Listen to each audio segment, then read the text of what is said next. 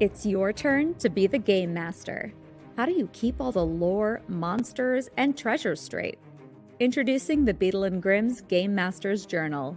Start by choosing your cover art, add text to remind you why you play, then plan your adventures with over 200 pages for character backstory, encounters, session logs, and more. When the campaign is over, you'll have a record of your character's bravery, cowardice, or both. Probably both.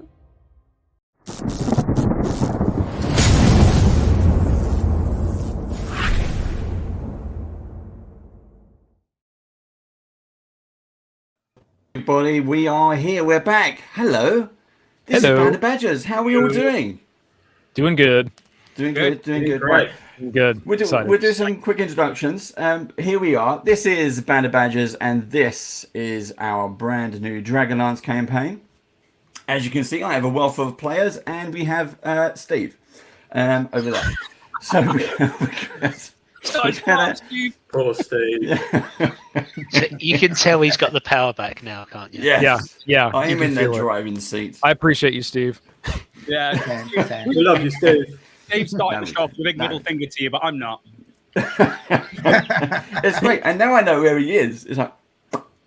It's great. That's the first time you've actually got it right when you said I know. I was like, oh, hold on, look, he's right there. Yeah, there he goes. Anyway, thank you very much for joining us. This is our brand new Dragonlance campaign. This is an ongoing campaign for us. Something we're going to play on a fortnightly basis, just for fun and for really kind of just shits and giggles. We do tend to swear a lot. We might swear a hell of a lot if you let us. You're welcome, viewers. Those of you joining live, thank you so much for joining live. If you want to chit chat, you can go right ahead. That's perfectly fine. If you're watching this on YouTube, thank you so much, and don't forget to like and subscribe. Thank you. Some quick announcements. You just saw, if you saw the beginning, you just saw Beadle and Grimm's brand new the Game Master's Journal. This is a new product from them, which is out now or about to come out now. Where are we now? We are just about to go into April. So we are March 31st at the moment, but that's coming out anytime soon. Plus, if like me, you're a big fan of Beadle and Grimm's, look, I've got the official gamer's chair. I haven't really. They've just, I know, it's a great one. I liked it. When I showed Bill and Charlie, they were like, how did you get that? I was like, it's special, man. How do you know about this? This is a secret. Yeah. Exactly, yeah. So we had, what else was it? Oh, Waterdeep. They've announced Waterdeep. Now, this is their first Platinum Edition that came out. It's now in silver. There is a absolute ton of goodies in this box set. It's well worth getting. You can pre-order now. I don't know when it's coming out, but you can pre-order now. So do check it out. Steve did throw up the link down there. But Which I will be going to, because I run that campaign so often. Yeah. It's a great campaign. It is something we want to put on this channel as well. So we're waiting to see if I can save up my pennies. But we've got we're going to UK Games Expo. So me and Steve are going. That one over there. We've been invited as press. So for the very first time, we're going to go up there for 3 or 4 days, hang out with a load of people. And if you're watching this and you've never been to UK Games Expo in Birmingham, go. It is absolutely fantastic. It's a great time. We're going to be there with cups of tea and custard creams, plus a ton of cameras. Steve is going to be like holding this rucksack of camera gear, and I'll just be standing there going, hey, yeah. So come and have a chat as we talk to people. We're going to hang out with loads of people. Plus, we've got backstage passes. We're press. We can go anywhere we like. What we do know is, here's the good news, Luke Gygax is coming over, Alex Tamer is coming over, Wizard of the Coast will be doing something in there apparently as well, and even WizKids will be there, plus all the usual greats, Steamforge Games, Free League, and a ton more. Ultra Pro are going to be there, and a ton, absolute ton. So do check that out. That's the first, it's Friday the 2nd of June, and that first weekend, so it's well worth coming along. Without further ado, let's get into some of our players. Now I'm going to go around the screen. I'm assuming everyone can see my setup as well. I know the audience can, but I'm not talking to the audience. I'm talking to the players now. It's their time. I'm going to go around and ask people who they are and where can people find find you. So let's start up with Randy. How you doing, Randy? I'm doing okay. I'm getting my teeth. I had my teeth pulled this week, so that was not fun. But usually when I'm not feeling like this, you can find me on a lot of different streams over on my Twitter. You can find me at Roller Raja. That's ROLLERRAJA to find out some of the really cool projects I'm in. Something coming up. I'm doing a Savage Pathfinder game over on Saving Throw Show's channel coming soon. Have another Savage World game, Harbingers, that I know Dave knows that should be airing soon. It's in final production. And then, some other Pathfinder stuff. And I play lots of tabletop games, so come check it out. Cool. Fantastic. Lauren, you're back. I am. On a long break. So I'm Lauren, and I'm not very active on socials, but you may find me hiding in your wardrobe or closet drummer, as an audience is. Count on it. Ian's just like, Ian's sitting alone in his studio. So if you just jump out the wardrobe now, that'd be fantastic. Yeah. Or this door back here. It's a very nice wardrobe. Look at this backdrop. Yeah. It's lovely. Speaking of which, Ian, who are you? Where can people find you? You did me this time. Hi, I'm Ian. I also go by the Dragonborn Bard.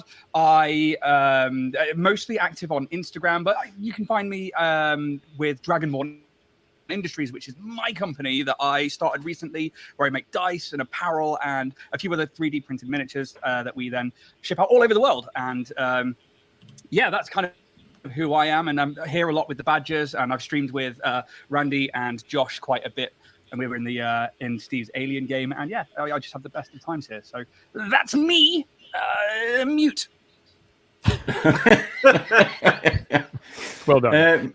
Mr. Maguire, the Midnight Voice himself. That's right, the Midnight Caller. So Josh Maguire, you can find me at the Maguire Review pretty much everywhere on socials, where we cover all of the tabletop goodness across all of the genres there. And you can also find me here at the Band of Badgers on a number of different streams. Cool, great stuff. And Jeff, you've done something. I don't know. Is there a new look going on? There is. I've been on holiday. Got a job on a boat. Is it island? I'm Jeff, and I'm back after a long break as well. I had a baby. You can't tell. There's no stretch marks. And you can't really find me on socials, but if you do, I will tell you an interesting fact about badgers. So come find me if you can. Okay, and that's all of our players, and we've also got Steve. We move on. Need to pay, you get 2 custard creams. What am I saying? 2, you get 1. What am I saying? God dear. Steve, who are you? Where can people find you? I'm the man who needs no introduction and is most often not given the opportunity to do one. I am Dave Smallrick. I am the Ronnie Corbett. I'm most often told to stand in the corner and stay out. It's goodbye from him. It's I am the number 2 to Chief Badger Dave. Number 2.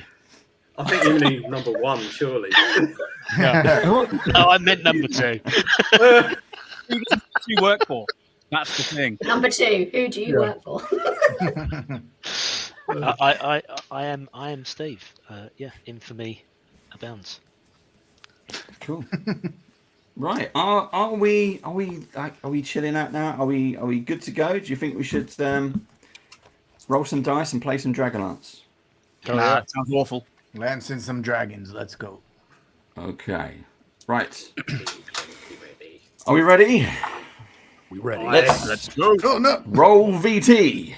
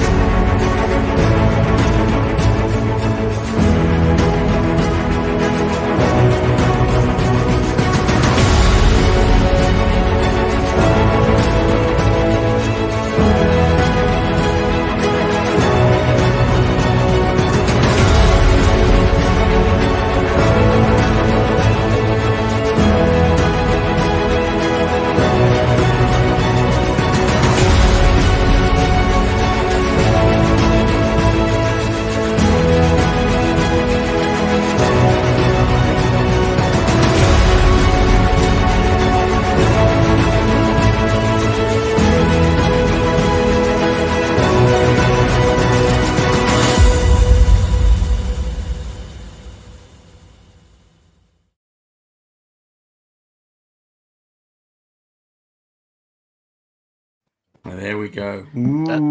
That's That was so production cool. just gone through the roof there, hasn't it? Yeah. That was so cool. That was It was very great. good, Dave. Very Yeah. very Yeah, good. Yeah. Cool. that was really like amazing. There's the budget. There was a lot of custard creams. Sure, we can afford. Right. Okay, so as I said before, this is just a nice chill game. We'll get into it slowly, but basically this is the world of Kryn. This is the home of our Dragonlance setting. Now this campaign is set on the continent of Ansalon, but we're going to be focusing on the lands surrounding the city of Kalaman. Now that is what we are going to learn is the nation of Solamnia.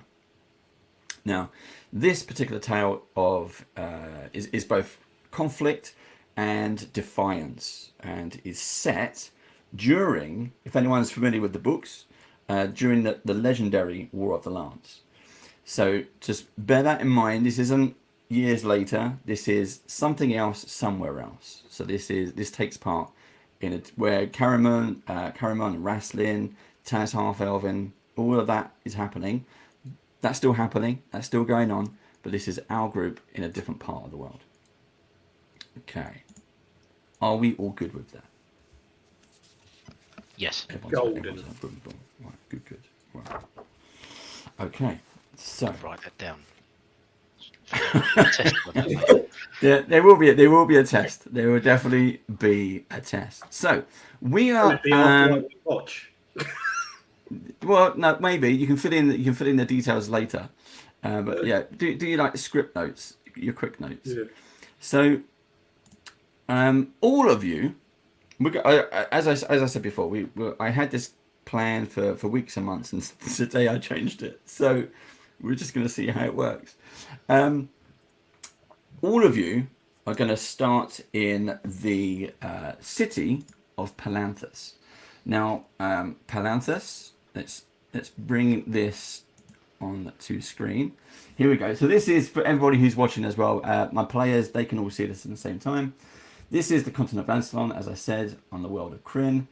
But we are going to start here. This is Palanthus. Okay? Bip, the big blue dot. Okay. That is the starting position. I can hear that you're impressed with that. That's good. That's an awful long way from Calaman. Yes, but we're going to get to that bit, Steve. That's what we're doing. That's what we're here for. We're getting there. Are you ready? Detour. It's a detour. It's a massive detour. Why do I feel like there's a boat in our future?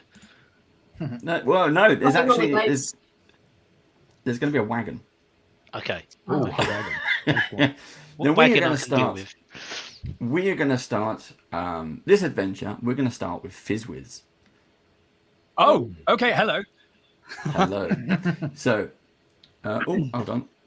We can there we go. Is it up? Button there. So, Fizzwiz is going to be our resident wizard. Now, some of the background information here, because we're filling some information in for the players. We're going to try to fill it in for you, for the audience as well. But as I said, this is a nice kind of relaxed game. So sit back, get a cup of tea, and put your feet up and enjoy it. Now, the mages of high sorcery kind of control magic on Kryn. They harness the magical power of the 3 moons that surround Kryn. That is Solinari the white, Lunatari the red, and Nutari the black. Now, those individuals who were born blessed by those moons have a talent for magic. But due to the law of the land, you also have to sign up for proper training. Now, Fizzwiz has recognized he's got that kind of magical magic, the magic touch, magic in his blood, whatever it might be, and he is going to attend.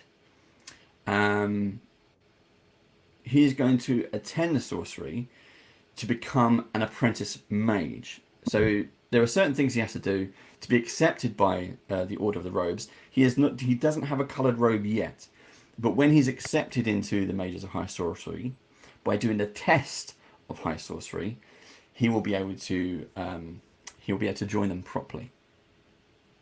So, oof. As I said, you are all in Palanthas, but Fizzwiz, tonight is an important night. Ahead of you, just inside Palanthas, is a tower. It is called the Barb. It is a half-ruined spire of simple grey stone. Many who aspire to join the Mages of High Sorcery, they come here to prove their magical proficiency. And the Barb is usually nothing more than a ruin. Its construction predates the Cataclysm, and in fact was created by the Mages of High Sorcery, but no one remembers what it was created for. Now tonight is the night of the Eye. That means that in the sky, the Kryn's 3 moons, they will align. And when they align, the ruin becomes alive with magic once more. You see, standing outside, the soft light shines from the archway leading into this structure. What do you wish to do? Okay, so I guess as I suppose the camera kind of fades in from the back as we look towards the tower and Fizzwiz sort of approaches, you see a small stature of a gnome who is wearing a lot of traveling gear, and you see that has probably not looked after himself too much on whatever travels he's been on. You see these striped dark and light blue trousers, these vertical stripes. You see these very worn leather and red kind of brown leather traveling shoes that are oversized even for a gnome. Upon his head, you see him just pulling down this human-sized wizard's hat, which looks beaten and battered. And as it does so, the pointed ears and the beard that you see like bushing out from the back vanish. And it's almost like a void around where his face would be as we pan around. And there are just 2 glowing blue orbs where the eyes would be. There's a demeanor change from somebody who's looking a bit nervous to somebody who stands up a bit straighter, looks at the tower, nods more to themselves than anybody, and then proceeds forwards into the archway. Okay. So the arch opens into what appears to be a large atrium lit with flaming sconces and adorned by these grand tapestries, and they depict Kryn's 3 moons. There are doors that seem to circle the entire room. The light of the moons cascades through broad windows high up above, and at the center of the room stands a serene looking woman with long grey hair and red robes, and she nods welcoming you as you enter. Now this room is a bit like the TARDIS. It's bigger on the inside, and on the outside, remember, simple grey stone. It was like a collapsed, ruined tower. But as you step through this magical barrier, it's now a grand dome surrounding you. Magic is everywhere. As you look up through the windows, you don't just see the light of the moons, which are, all 3 moons are glowing brightly, but you see traces of magic, which should be shooting stars, but they almost go off into like fireworks, showing you different signs and symbols, but you don't yet know what those are. What do you wish to do? As he kind of like enters and this change happens of like the outside stone being like this ruin, and he goes into this room, he notices the pictures of the moons and them depicted all around, and he sort of understands what that's all about and how the 3 moons are followed depending on your chosen arcane abilities. Can I just get the names of the moons real quick again, because I know it's Solinari is the I will be kind this once. So Ian is already used it up. Nutari, weren't it? Nutari was black. Taking notes, Oh, hello. Nutari was definitely the last one. I think Lutari was red, and Solinari was white. Solinari's white. Lutari was red. Lutari was red, and Nutari was black. That's it. Ian needs to pay his cameraman a bit more to stay on him. It's like watching the golf, isn't it? The ball just took off. So, cool. Fizwiz steps forward, and he's got this bit more of a confident look to him as he steps forward. And the voice that comes out is quite soft as he looks around the room, and then he looks at this lady. Hello. Hi. I'm Fizwiz. I've come here to see if I could seek an audience and maybe train magic. She greets you. She greets you with a big, wide smile. She says, "Hello, Fizwiz. Yes, we have been expecting you. If you would like to come with me, and maybe if you have any questions, I would be happy to answer them." And together, you kind of turn around, and seemingly, this is a grand circular dome chamber. It's white marble floors, white marble walls, and you seem to be walking as if you were going down a corridor, but never actually going anywhere. But you're walking. So, how was your journey to the Barb? And he's focused those blue orbs in this void, looking forwards. And when she asks, they kind of like tilt and they look up, and there's a bit of a relax to his shoulders as she's talking like a human and in a way that's nice and pleasant, and he didn't know what to expect. And he breathes out, and then you see his hand go up to where his neck is, and it sort of disappears into the black void, and then he like pulls almost some of the hair of this really long beard out, and he's like, I didn't really have time to clean up. I'm sorry. I was trying to get here as fast as possible, but I'm a bit of a mess, and but the travel was fine. The travel was fine. Thank you. It is okay, Fizwiz. You're in safe company here. We only want the best for you. I know. I'm just a little nervous. It's and then okay. at that, he goes to take a step forward and clatters, just like hits the ground where he trips over his own feet, like, ah! And then kind of scrambles back up and dusts himself off and carries on walking next to her.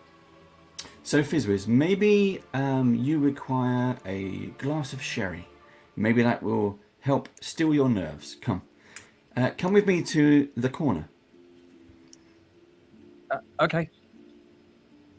First of all, you realise you're in a dome, so it's a circular, and she says corner. So suddenly, a corner of books, like two bookcases, appear and start moving towards you. Your legs are moving, but you don't actually move on the floor. But the bookcases seem to come towards you as you both kind of alight there. There's a small wooden round table next to it with a simple candle and a simple glass of sherry. A chair, a soft gold with a redded seat appears out of nowhere. Just take a moment, rest, gather your thoughts, because you will be facing the test, and I'm sure you need all your wits for what you're about to do. Now, as you know, there is a time limit on this. It is midnight now, and the moons are at their fullest. However, by dawn, the moons will go, the magic will leave, and you will be expelled if you have not solved the test. Do you understand? Gulps. Yeah, he gulps, and he finally like reaches up to this large floppy wizard's hat, and he gently just pulls it off to one side and lets it fall behind him, and you finally see the face, and there is this what would be platinum blonde hair, but it's got a lot dirtied clearly on his travel, and his beard is, where his hair is quite smooth and smart and washed, his beard is untamed and unkempt and is like hanging down, and he kind of like pulls it away from the edge of his lips. He's like, sorry. Yes, I understand. Yes. Okay, I will give you a moment, and should you need anything, please call, but I will be back soon to take you to your test. Thank you. Okay. And then you see her kind of walk off, but again, the feet are moving, but she doesn't seem to be... She's traveling at a different speed to what her feet are walking. Much faster. You are now alone in this strange, magical, makeshift corner, surrounded by two bookcases, a chair, a table, and a glass of sherry. So looking around, the first thing he takes in is the bookcases. He's already amazed they've come out of nowhere and the magic that's here that is clearly happening. But he it just looks like he doesn't really leave his position. He's quite nervous. But like looking at the books, do I see anything of note? Do I see anything that is like these are clearly written, or are these like they're all like blank spines or illusions or anything? Yep. While you're sitting on the chair, you look around both sides, but to your right, you notice, and it's quite clear, you see it fairly quickly, that one of the books has been placed back on the shelf the wrong way around. So it's paper out rather than spine out. And you see a small piece of parchment tucked into that book. He kind of like looks around like over his shoulder into where this lady went. He kind of like gently kind of stands up, and again he's really nervous. He's like looking around like he's doing something wrong, and he just goes to like turn the book around, and he will pull the book out, and he sees the parchment. Does it look like it's part of the book, or does it look like it's been placed there? The book, the parchment is sticking out of the book. It's a different color kind of paper. This is a lot more yellowed than you'd expect. The pages are fairly pristine and fairly white. But this is definitely some age-old parchment. Oh, it's smiles. It's like it's probably somebody's bookmark. He goes to like open the page slightly and move it back to where it would be like the top of the book, where you would keep a bookmark near the spine.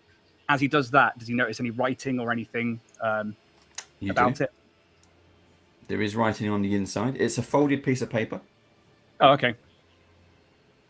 I think he's a bit too polite to pull it out and read it, but he will put it back up to the top and then realizes that it's not mine. I shouldn't read that. It's private. And he pushes the book, but he keeps the paper out. It's like maybe they left it like this on purpose. Okay. So you put the book back in right way around. You realize that this book doesn't match the others. This is some kind of cookbook. All the other books seem to be magic books or study books. Oh. Huh. That's strange. Is there a title on the spine? I was going to say Feasts Editable. Okay. Feasts Editable. And is there anything else happening around the room right now? Nope. There are no other students. There are no other staff. You don't see Rovina anywhere. It's just you alone in this huge chamber. And again, there's no kind of ceiling. It's just space and stars and the moons. Around the chamber, you can still see multiple doors. I mean, again, this is huge compared to the small kind of almost windmill-shaped tower that was outside. You could walk around it quite easily. Yeah. And here, you've been walking for a few minutes and still didn't get anywhere. Yeah.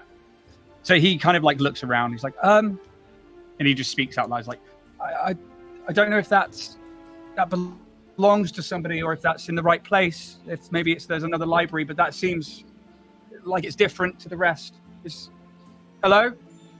Yep. No one answers you. He gently reaches up for it again and pulls it off the shelf and then has a look at the front cover. Yep, it's a cookbook. Editable Feasts. Yeah, he will then go to the piece of paper. He's like, is this part of the test? And pulls the paper out. He's like, I'm gonna read it. Please, if it's not, stop me now, please. Okay. And he opens the paper. Okay, here's the paper. And here is the letter. Now, for you, what I'll do is I'll put it on screen. Yep. There we go. Can you read that okay? And if you could read that out loud. The cataclysm, it looms larger than any other event in the history of our world, forever dividing time into before and after. Even our calendar reflects this, marking our last 4 chaotic centuries and years after Cataclysm, AC, or the millennia before, stretching back into shrouded myth, pre-Cataclysm, BC. Many records of time before the Cataclysm are lost to us. Those that do survive are often perplexing, referencing nations and cultures that no longer exist, geography that has changed beyond recognition. Still, it is possible to piece these scattered sources together at the request of the good knights of Melgoth. I'm going to say that's how that's pronounced. Melgoth. Yep. Here are my notes, compiling a rough introduction of the histories recorded here in the great library of Palanthus. Nicus of Palanthus, assistant to the librarian. So this looks like it's from the library, but why is it in a cookbook? And he kind of looks around and then looks more confused by the situation. That's fine. So as you sit there sipping on the sherry, do you wish to sip on the sherry? He holds it for a minute and he smells it, and it's really strong. He's like, oh, and just kind of like gently just holds it on his lap. Okay. And then almost out of nowhere, you see Rovina walking back towards you. Her hands are kind of tucked into her robes in front. And she says, "Are you ready, Fizzwiz?" And he bolts upright, stands up. He's like, "Oh, I'm really sorry. I didn't know if this was part of the test. And there's this piece of paper, and there was this book. It is a cookbook. It's not in the right place. The rest of magic. I read the paper. I'm sorry." Well, sometimes the hollowed barb, as you stand here, sometimes it shows you what you need to see. I would. And he kind of relaxes a little bit. Maybe. Oh. Okay, so that wasn't the test. I'm ready. Again, slowly the bookcases, the table and the chair slowly kind of drift away behind you as you once again continue to walk, and she guides you towards a door. Now, this door opens into again another wide round room, but this time with black stone floors and walls which are carved with these elaborate runes.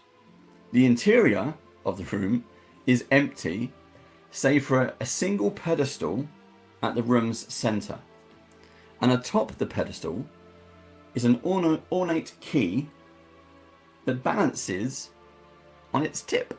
No, I can't make it balance, but there you go. Balances on its tip. Behind you, the door you entered through vanishes, and on the opposite side of the room, an identical door appears, but is closed. The room is 100 feet in diameter. There's a door on the opposite side, and between you and the door is a pedestal with a key. What do you wish to do? Cool. So as the door closes behind him, he okay, and the hat, he pulls it back up from around like the back of his head with this string's just holding it, and he like puts it on, and that shroud of darkness covers his face again, and the two orbs light up. Okay, I can do this. And he begins to look around the room, and he notices the key, which is obviously on its tip, which he imagines is some kind of magic that's keeping it there. And he sees the door and the one that's missing behind him. The black stone, is it like a common kind of stone, or is it like an onyx or something that's it's a simple common stone. It's just the fact that it was white on the outside, it's black on the inside in this particular room. You got the runes carved around the outside. There's a door on the opposite wall. This is another round room, and in the middle of the round room is a pedestal with a key, a gold key. And question for the DM: at this point, before I've taken the test, do I have access to magic? You do. Cool, perfect. So before he does anything magical, he begins to like slowly work his way around the room, having a look, but he wants to go inspect the door on the other side. Okay, so explain to me. You got a round room. How do you want to do it? He will go left, and then he will start in the middle of the floor. So not quite at the wall, not quite at the pedestal, but he will work his way around. trying to take everything in and give everything space so that he can then get to the door and see what the objective that he's trying to, because he imagines that getting out of the door is what he needs to do.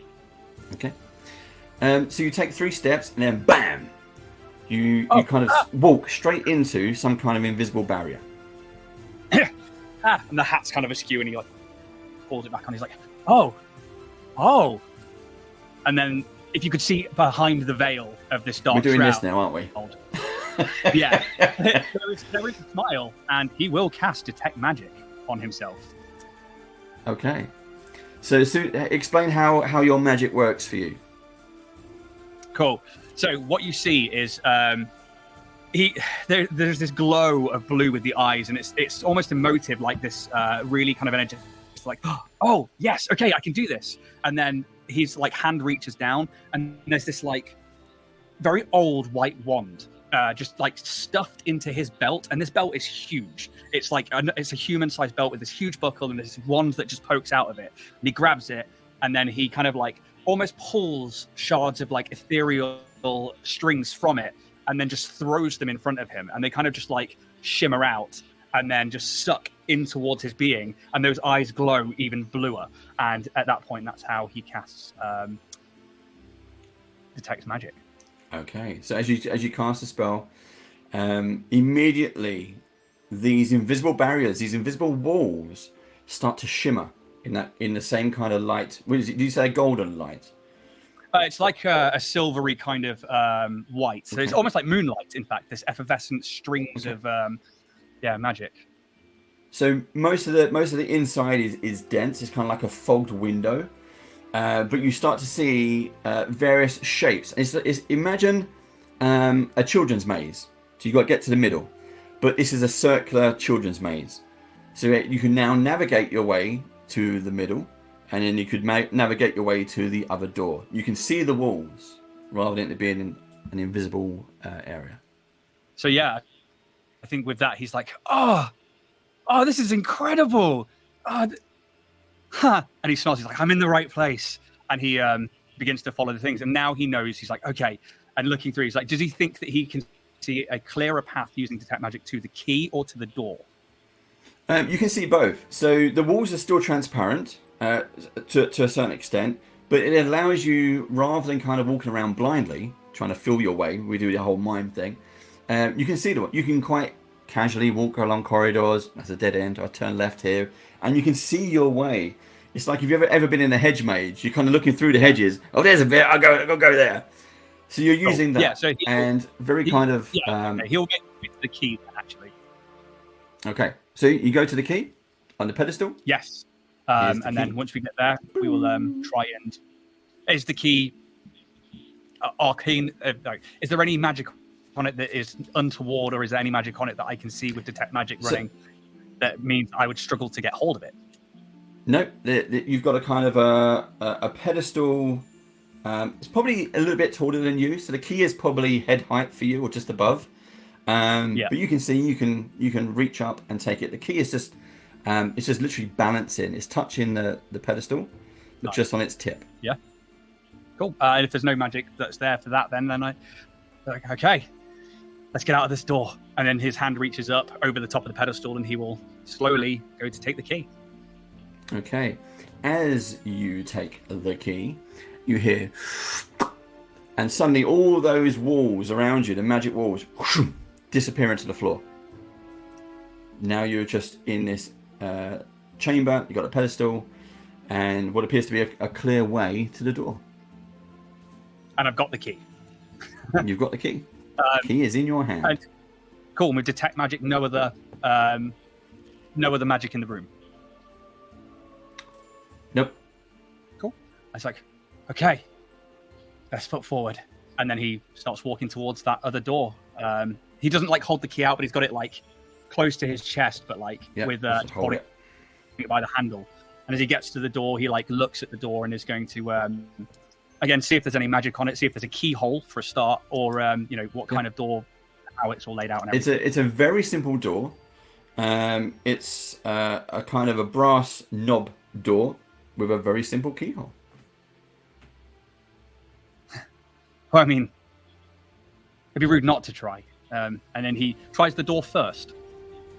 The door is locked. Yeah, okay. That makes sense with the test. And then he puts the key in the lock and tries to unlock it. Okay, you put the key in the lock, you turn it, it clicks. You grab the doorknob, turn it, opens up. And Ravina is standing on the other side of the door. And with a big smile on her face, and says, "Well done, Fizzwiz. Sometimes the simplest solutions can solve the biggest problems that we can't see." And with that, he kind of like pulls the hat back, but a lot more confidently this time, and it like falls back behind him in the face with these bright, piercing blue eyes beaming at her with this smile that's hidden behind this overgrown beard that just looks unnatural on him. He's just like, "Thank you. So is that it? Did I pass?" You have passed, Fizzwiz. You are now an apprentice of high sorcery. But be warned, as you go into the big world of Kryn, you will face many challenges. And the next test you take will be a lot more serious than what you have taken now. And with that, she turns around, and from a table, she has some items for you. So she has, and I'll just bring this up. Let's bring this up on the screen for you. She hands you a giant book. It's as you see on the image. It's got these lovely kind of metal clasps. It's gorgeous metal spine, and 3 domes, which represent the 3 moons, the white, the red, and the black. And she says, "You can use this as a spell book if you wish, or simply just to record your adventures. This is now your book to do with as you please."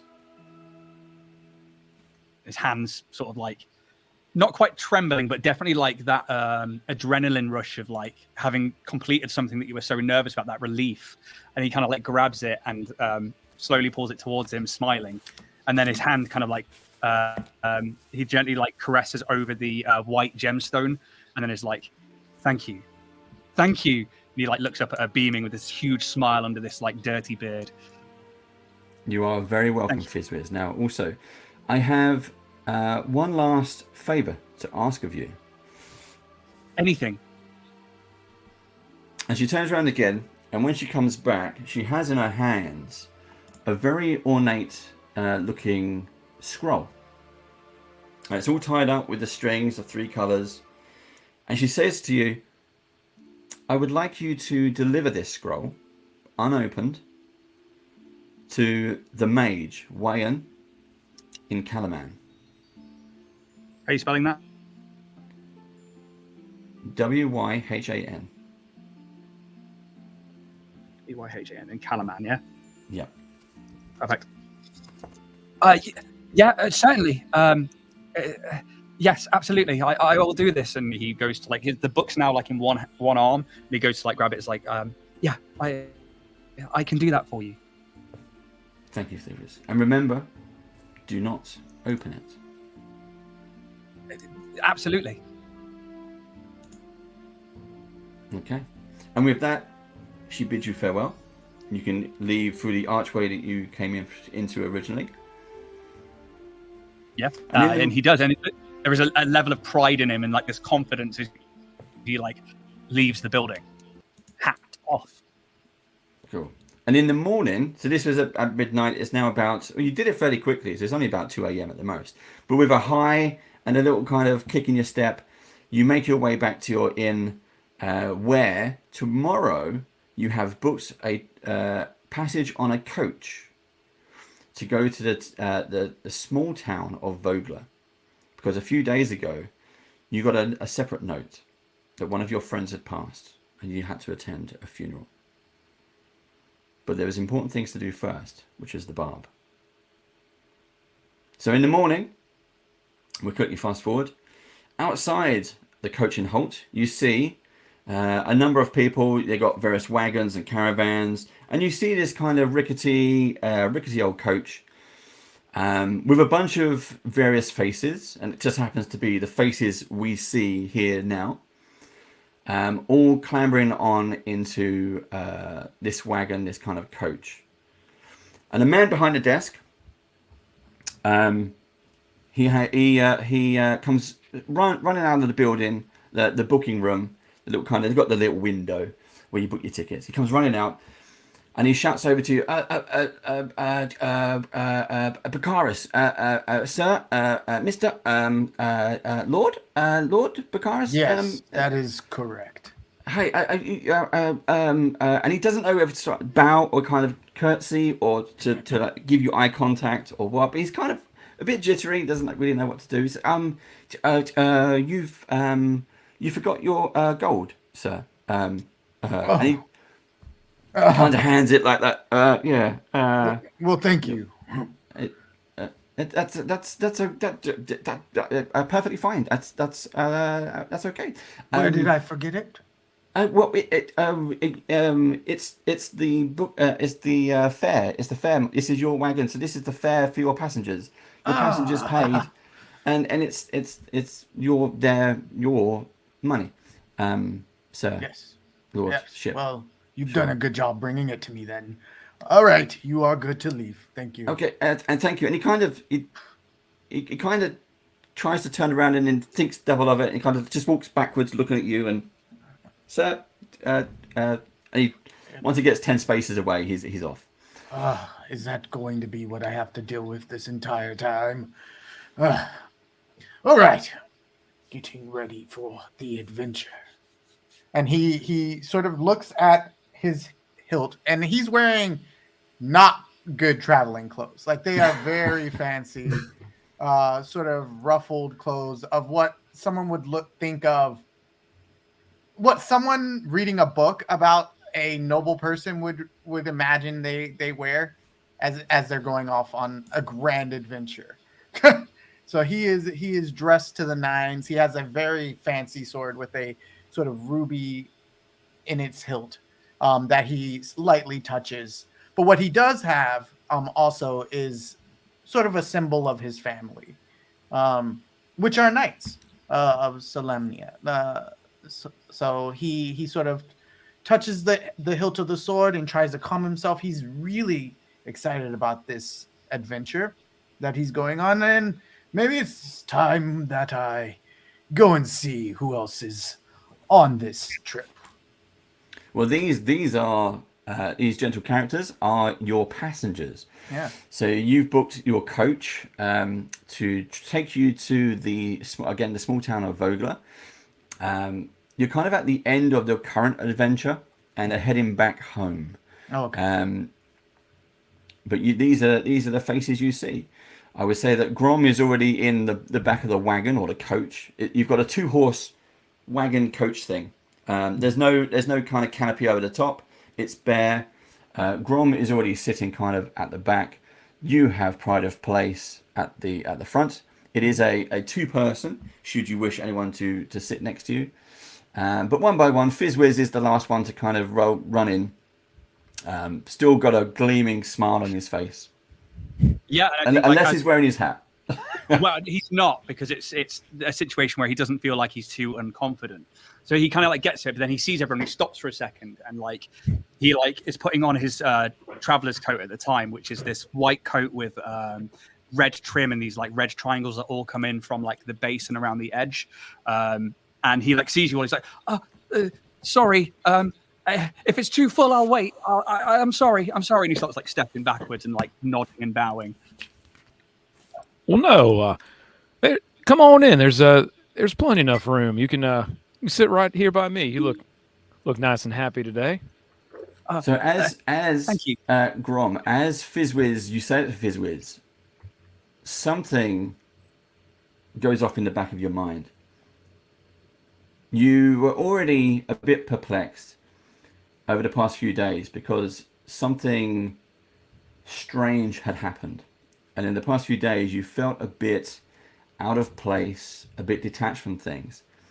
And as Fizzwiz jumps onto the wagon, suddenly the last piece of the puzzle falls into place. You recognize him, even though you've never seen him before. So what we're going to do now is take a moment to find out what had actually happened to you a few days ago. Okay. So you were standing. Let's just try and bring this up for a sec. There we go. You find yourself, as you remember this, you stand at the center of a forest clearing.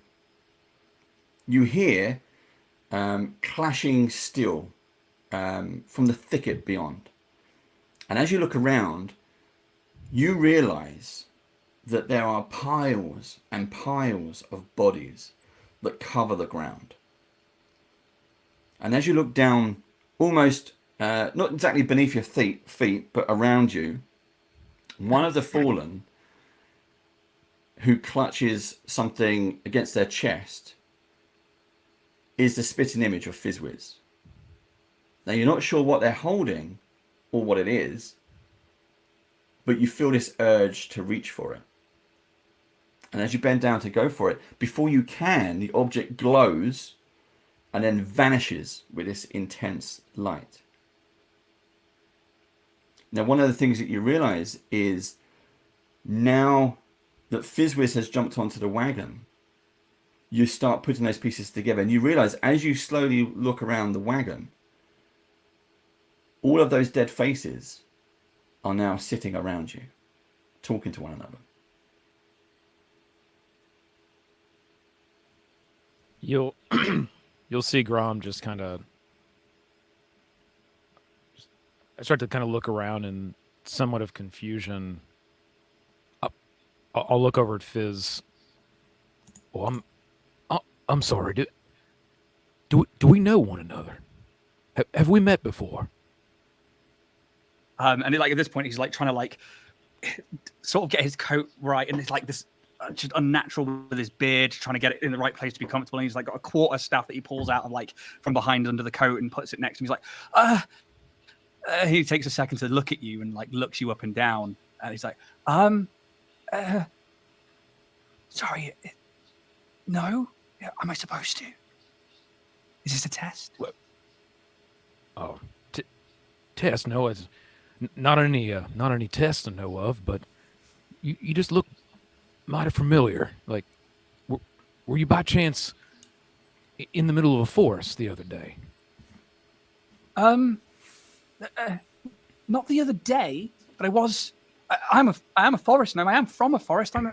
If that makes sense. But I've been traveling for quite a while. I only got here the other day, and then I'm heading to Vogler. And he looks sad for a second. Oh.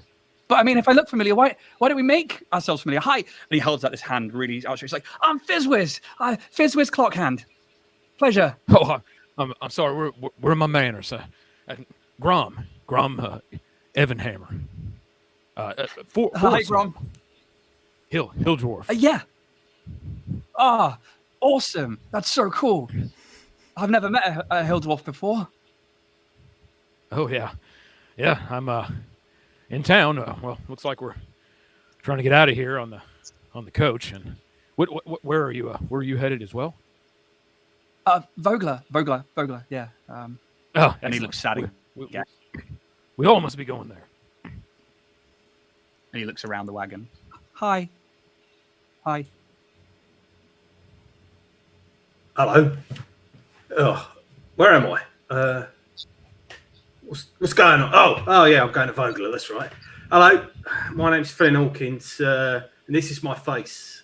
It's a dwarf. I ain't seen a dwarf in years. I've been at sea for oh my god, forever. Hello, nice to meet you all. Anyone want a drink? No, got some rum here if you want. No. Never too early. It's always time somewhere. For me.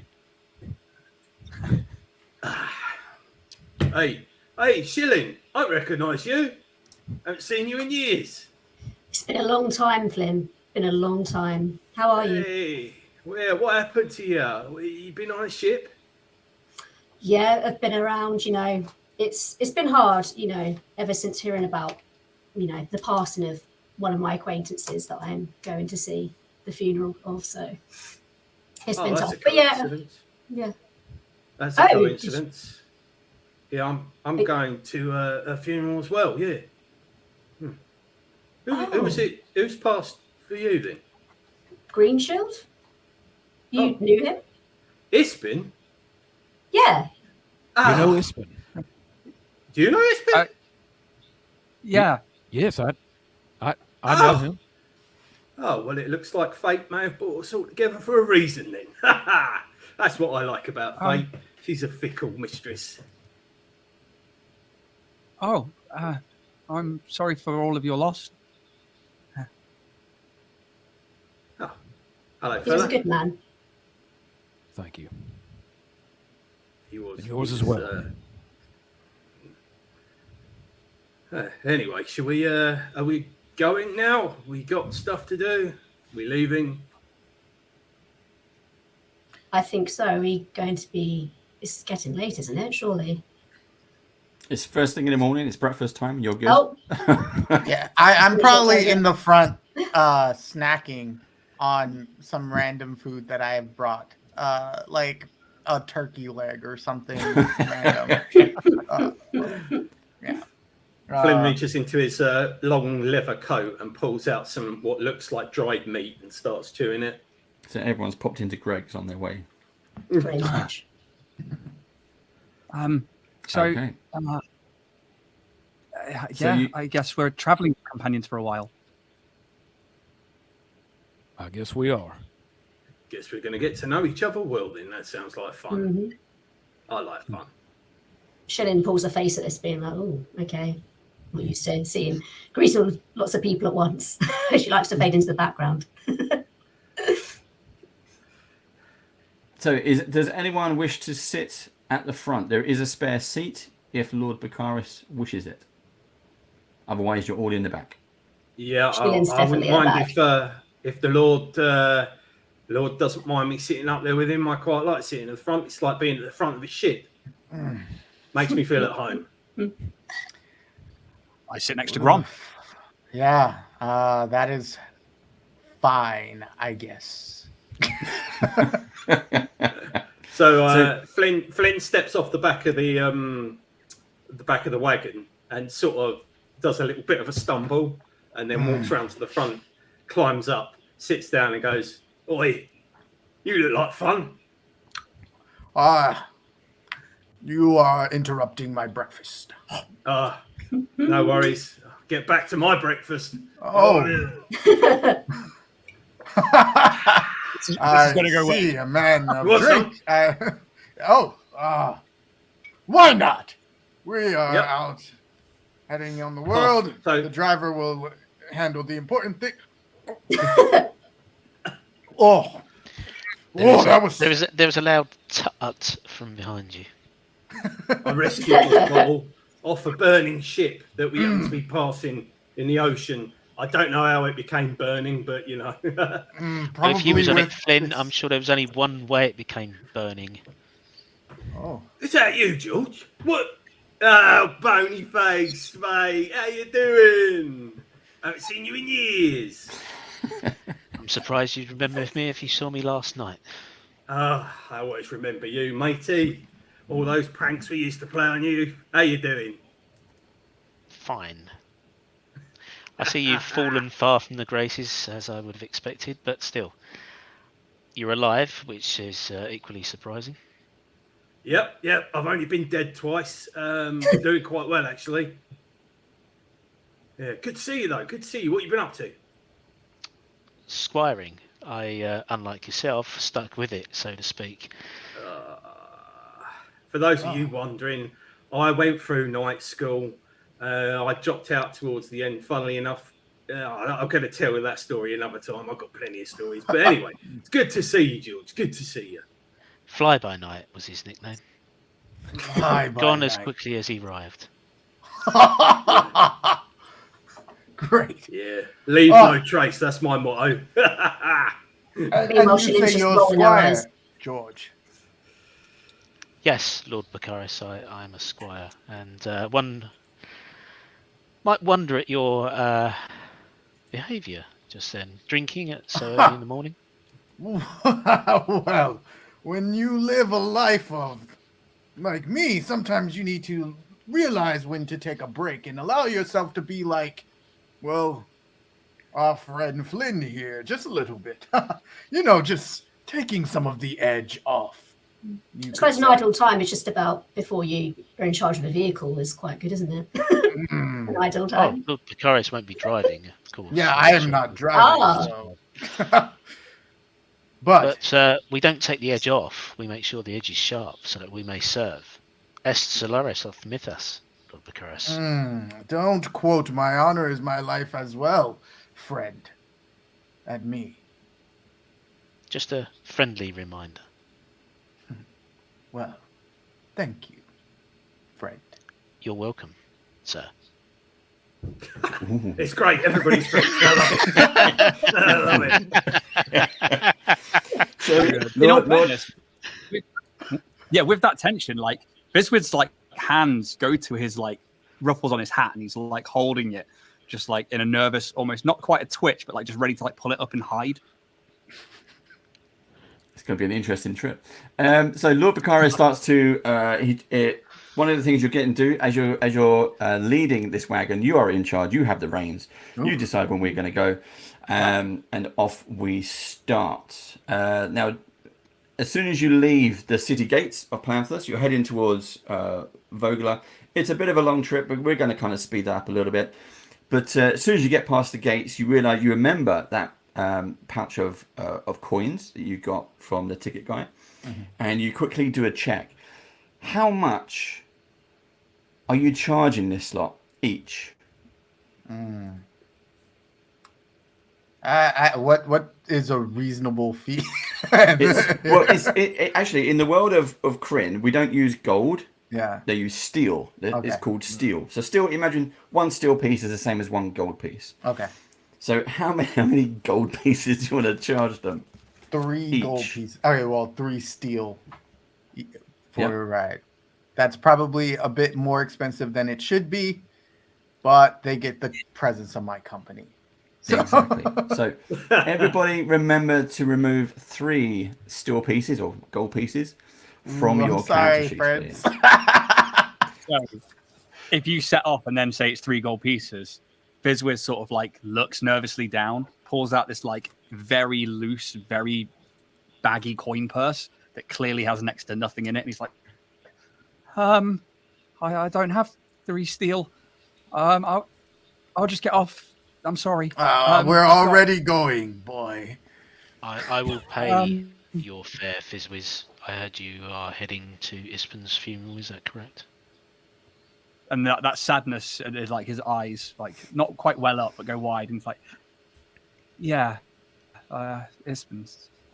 Yeah, I'll pay you back. I will. That's really kind of you. I'll double it if I have to. You can pay me with your story. In fact, you can all pay. Let's agree one thing at least. To pass the time, we can each share how we knew Ispen. I'll pay your fare. You pay me back with your story of how you knew Ispen. Well, that actually we're going to share that for the funerals. Yeah, we can skip that bit. We can skip that bit. You get to know each other on the journey. So, during the journey, it's completely uneventful, and you make camp along the side of the road. What does anyone wish to do? What are your kind of camp duties? Do you want to? Who does what? I will probably do most of the mechanical stuff, like making sure we got firewood, water, that the area's cleared, and I shall try and set up and watch, making sure that Flynn is left well out of any responsibility role at all. I'll have you know, really good being on watch.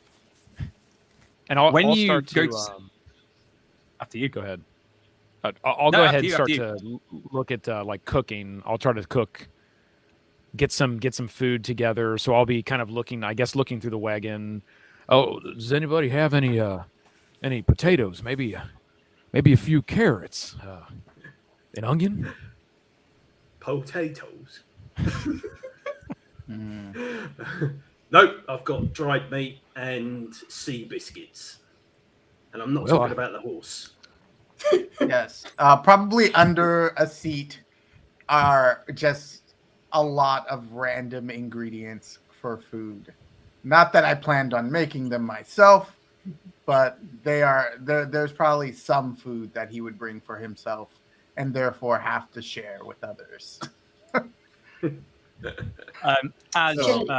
George is setting up the watch, Fizzwiz will he kind of like comes up to your side and are you human, are you? Yeah. Yeah, George. Oh, George. Yes, I'm human.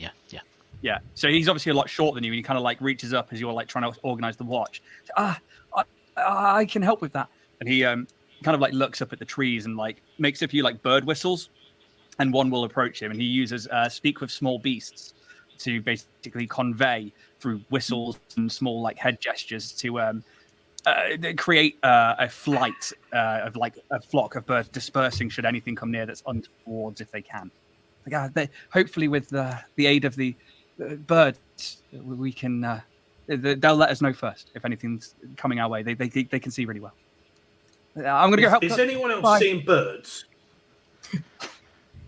Thank you. Not hallucinating, am I? There's birds. No, yeah? they're definitely there. Definitely there. Good. Not that drunk yet. Not yet. So that time. night, Plenty of time. sitting around the campfire, Grom, you manage to kind of move away from the others slightly to get a little bit of privacy, and you rummage through. You've still got that kind of thought at the back of your mind that you recognize these from people from somewhere. And then rummaging through your pack, you come across another letter that you found. Again, you're not sure where or when this came into your possession, but this is something that has again been playing on your mind for some time. So I'm going to put up on screen. If you could read that would be great. Okay. It's easy to blame the gods for the cataclysm. They sent the 13th warnings and the burning mountain that followed. They sank Istar beneath the waters, shattered the continent, withdrew from the world. They chose to cause the immense suffering of the disaster in the centuries since. But let us suppose that the gods of love and good love this world and want us to flourish, that the gods of neutrality strive to steward and uphold the agencies of mortals, that even the gods of evil, selfish as they are, seek power and influence, not destruction for their own sake. Why then, would they punish us with the cataclysm and leave us in this godless world? I fear we've forgotten more than we remember. Worship of the true gods is ever waning, and false religions rise in their place. I pray every day that we've learned our lessons, that the gods will return, and that I may see this chair to one who hears their voices and bears their true blessings. Time alone will tell. Rosamund Heron, Knight of the Crown, acting High Clerist. Thank you. We've got a... So again, piecing this together about what has gone before. Reading the words, your memory starts to float back to what happened to you a few days ago. As well as standing on top of the bodies. You saw, on a separate night, you saw a crumbling stone structure, which seems to be it's lying among an undergrowth. Its roof is pierced by the trunk of this huge, immense tree, but its walls are mostly intact. And what you see is a large, empty door frame leads into the darkness inside. What do you wish to do? I'll slowly approach the door, but It's before I go just in, an opening. Oh, it's just an opening. Yeah. Okay. You said it's all made of stone. Yeah, most of it is covered over by earth and grass and trees and bush, and there's this huge tree which is almost just cracked this door, this archway opening, and inside it's definitely something beyond. There's darkness beyond. It's not just caved in. So what do you wish to do? Since it is stone, I mean, is there anything that I can do? Anything that I would know? Just kind of investigating before I actually walked in. Yep. If you do you have smithing? Smithing, no, but I do have stone. Yeah, that one. What do you call that? Stone cutting. Yeah. Stone cutting. Yeah.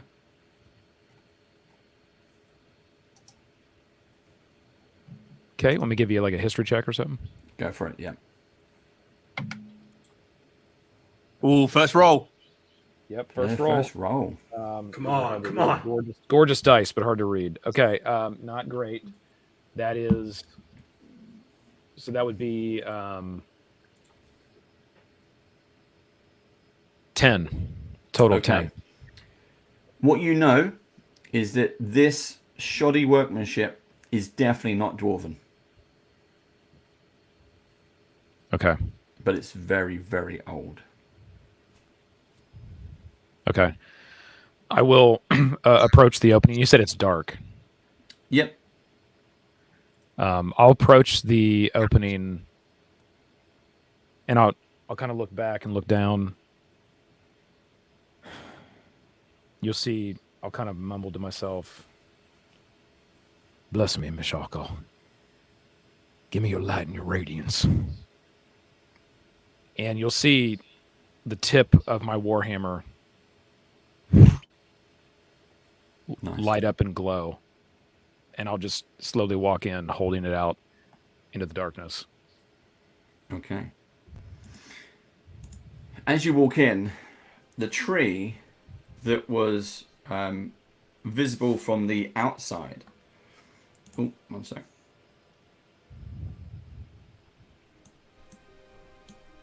There we go. Steve, you might have to judge that for me if that's coming through too much. The tree is visible from the outside. That was visible from the outside. You can see that the roots have broken through into from the ceiling, from the walls, and it snakes around this chamber as the light from your warhammer just starts to fill the void of this area. Okay. And you can see that the roots stretch back up, so they come down along the floor, and then back up out into what would be obviously the light for its sustenance. Around the roots, as they snake around, you can see what should be statues, or just but the remains of statues lining the walls. And they're not. Some are kind of humanoid. Some are broken completely, where you've just got the legs. One is like a foot in a sandal with 4 toes, and you've got these kind of things around. There's a heavy smell of earth and peat, and it's very sodden in there. Obviously, when it rains, it collects in this area. What do you wish to do? And holding the light, I'll walk closer over to the statues, but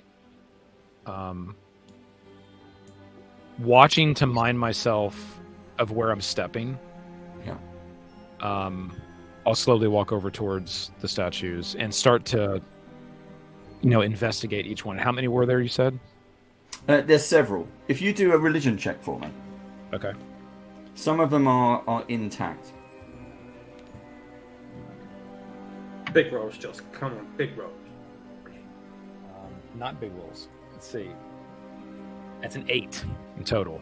Okay. Most of them, again, these are the ones you do recognize. You think, well, that must resemble the stories that you know of the old gods, the ones who have since abandoned the world of Kryn.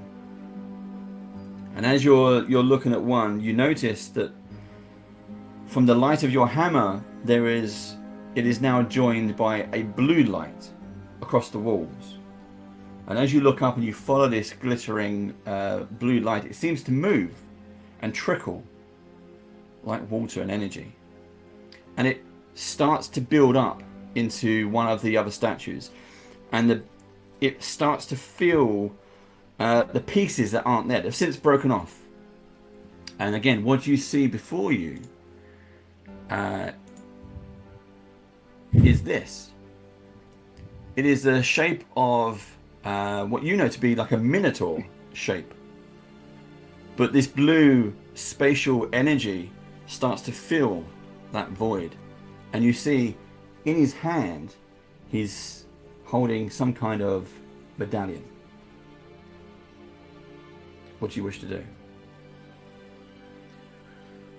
Well, at first, I'll lower the warhammer, Okay. to not show any type of, anger or violent nature. Okay. And I'll slowly approach. Hello? You hear a deep, booming voice. And it's not in the chamber.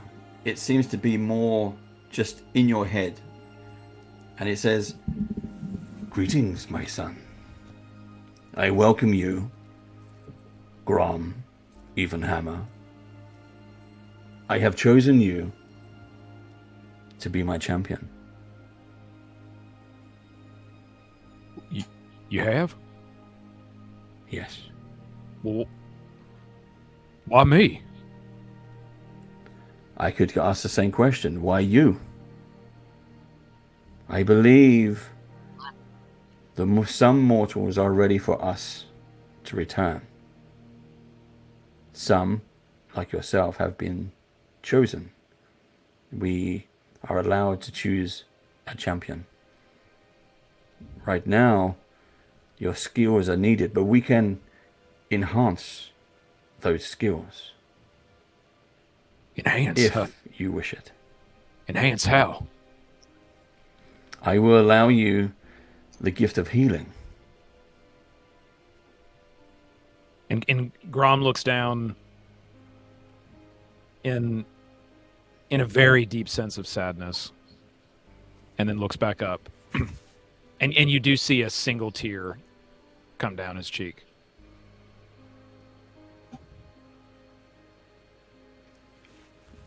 Will you accept my gifts?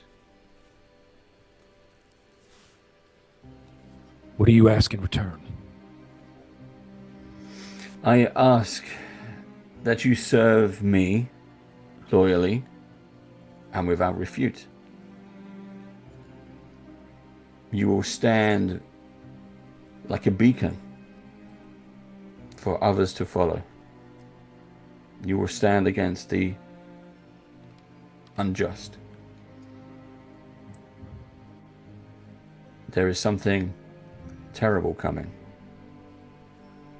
and I wish to give you every chance I can, but I cannot do it for you. Will there be others? There are a few, but you may not see them on your travels. You may be the only one.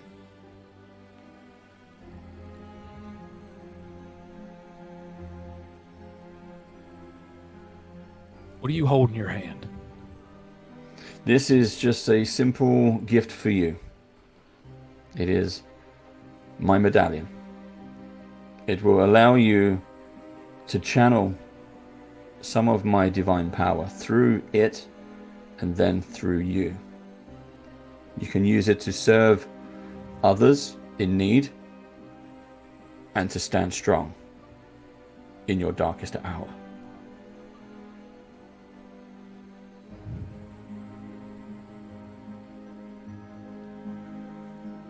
What may I call you? In your language, in your world, they call me Kiri Jolith. I am the god of war. And war is coming, my son.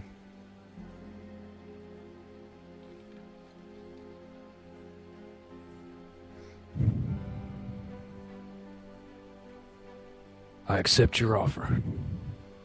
And I'll hold out my hand for the medallion. As you reach up, the medallion you see looks like this. I'll move it around so everyone can see properly. There you go. It's awesome. It is a steel medallion shaped in a bison's head, which we have. You can't see it. I've got a tiny screen. There we go. I can film my screen too. There we go.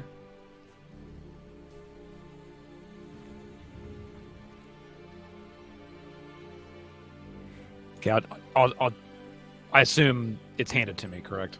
Yeah, you can take it. It kind of filters. As you pull the string, it's got 2 leather straps. As you put it through the fingers, as soon as that strap clears the fingers, the blue starts to fade away. And I'll look down, I'll take it, and I'll put it over my head, and I'll tuck it into my shirt. Grom is wearing a very heavy chainmail armor. It almost looks like it's a little too much for him to handle. Yep. But I'll pull that chainmail up a little bit, and I'll drop the medallion down in. And I'll drop the light drops on the warhammer. I'll put it to my side. The blue light again, as it's fading, you can see the shadow of this chamber start to kind of come around you. There's the opening is still there. You can see the light from the outside. I'll back away and start to walk out the tunnel, just kind of mumbling to myself, "Champion. Can I be a champion?" And he'll kind of look up, and I'll do my best. I swear it. You feel where the cold metal against your skin, it glows warm as you say that. Just for a brief moment, and then it passes. I'll just kind of hold it a little bit. Oh, I guess you are here. And I'll walk out. Okay. And as you leave the chamber, your mind brings us back to where we are around the campfire.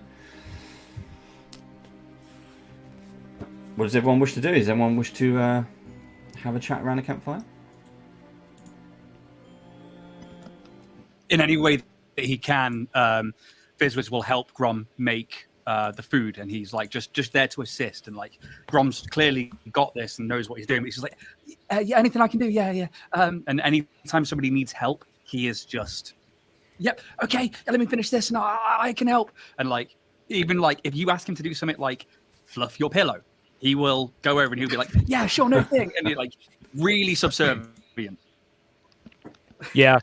So as you're helping Grom, I mean, Grom is sort of a little bit lost in thought, right? And so it's almost like I'm just kind of staring into space, kind of stirring the stew, and yes, Fizz, any help would be welcome. Could you get me those carrots over there? Yeah, sure thing. And he runs over and grabs the carrots, and what looks like a massive amount to him, he hands over to a hill dwarf, which then, like, in those massive hands, I imagine look like nothing. But yeah, he's just there to help. He's like, yeah, sure thing. I like helping people.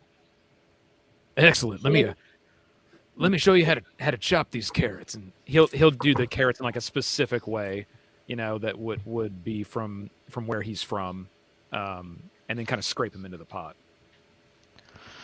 Oh wow! I heard Grom say earlier that he wanted some onions or something.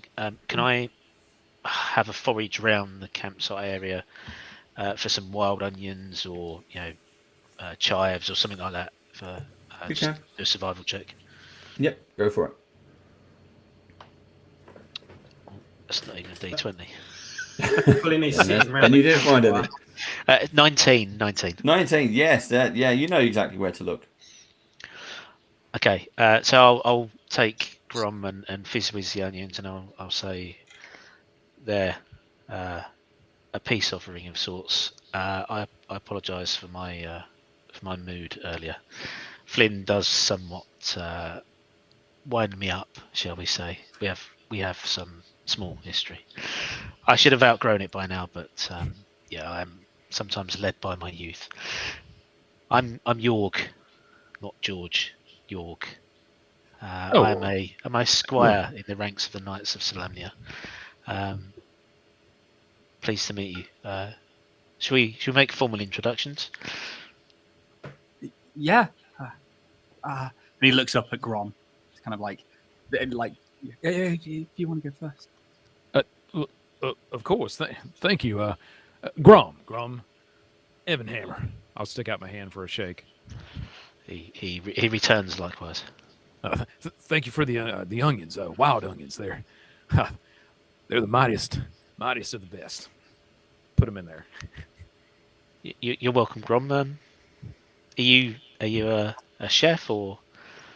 Some other? I wouldn't really say I'm a chef, but I do like to cook a good stew every once in a while. Do you like stew? I do, yeah, very much so. It's nice to have a cooked meal for a change instead of rations. Now, I guarantee you it'd be better than rations. And yourself, my fine short friend. Hi. The hand goes up really energetically. I'm Fizzwiz Clockhan. I'm sorry I got your name wrong, Yorg.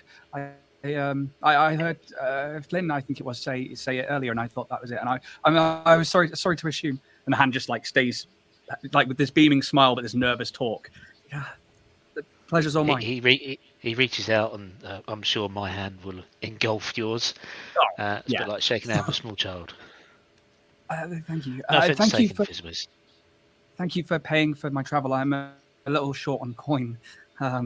Traveling from Suncrest was expensive, but here we are, and thank you. And he looks around at everybody else that's here, like Flynn and Shilling and Lord Baccharis. So I think food's nearly ready. And he looks at Grom. Sorry, that's probably for you to. And he kicks the dirt a little. That's quite all right, Fizz. It's I think you are right. And he starts to kind of smell the steam coming off of it. He's like, look at that. It is ready. Flynn's sitting around the campfire and he's sharpening his axe with a stone. And all of a sudden he looks up and he goes, Yorg? Your name's Yorg? Why did you never correct me? Why did you never listen, Flynn? I wasn't calling you that to be facetious. I just thought that was your name. I never heard anyone else say it. Then I accept that slight apology and we'll bury the hatchet for the time being, so to speak. Yeah, not this one, though, because that would be dangerous.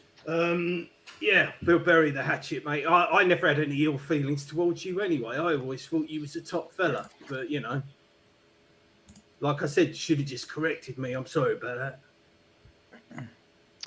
Let's let bygones be bygones. Yeah, good one. I won't offer you a drink because I know you don't drink. No. We are, after all, on a journey, one that we don't want to take. So, time for new beginnings. Out of a little tent sort of comes, that's probably not really well put together, is Lord Baccharis, who has to have this fancy little tent out here in the middle of this ride to a funeral. He steps out. The food is ready, I hear. Yeah, Shilling as well. Come over, everybody. Okay. Oh, let's see. Whatever's wrong with Lord Baccharis' tent in terms of not being well erected, Yorg, before he eats, will go and take the tent down and fix it. There's nothing wrong with his tent at all. Oh. It's perfectly fine, and it's a very expensive tent. Yeah. But he knows what he's doing. Yeah. Yeah. And so I go over and I smell some of the food. What is that? Is that onion? Oh, of course, it's wild onion. It's a carrot. It's a little bit of meat. Onions. You wild onions. You hate wild onions. I don't. No, trust me, my friend. All you need to do is take one taste of this, and you're gonna like wild onions. And is there like a stack of like wooden bowls or something? Or I assume we have some sort of utensils. Scooping it up with our hands. Yeah. Are we all just like smoking out of this thing, standing around it?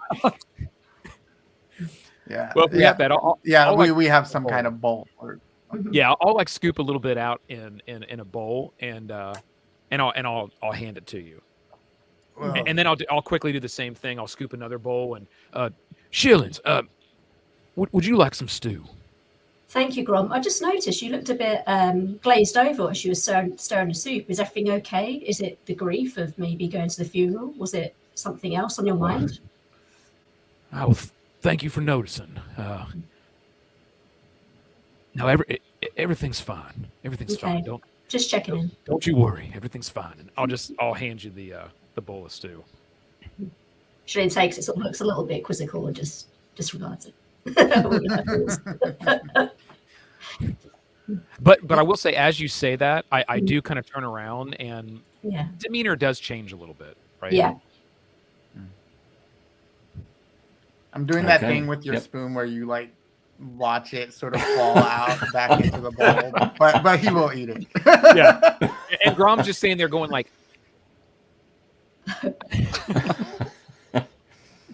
So the evening... will wait until. Oh, sorry. I was going to say the evening passes uneventfully, even though you all take your turns to go on watch, and you're back in the wagon the next day. For the next few days, you travel across country on your way to the small town of Vogler.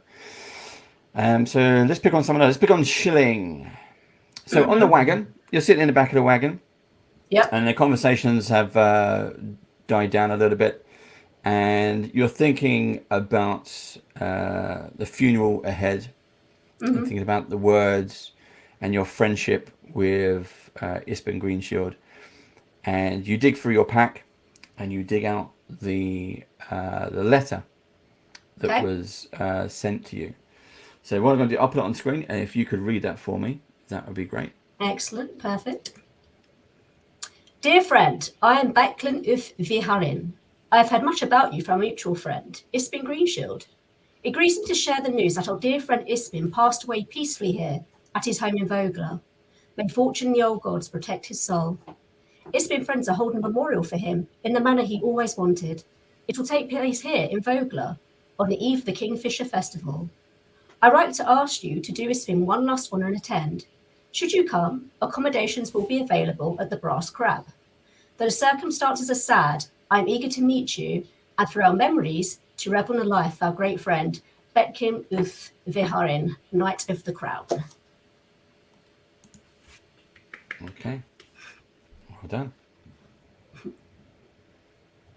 Anybody like to do anything while you're on the last wagon?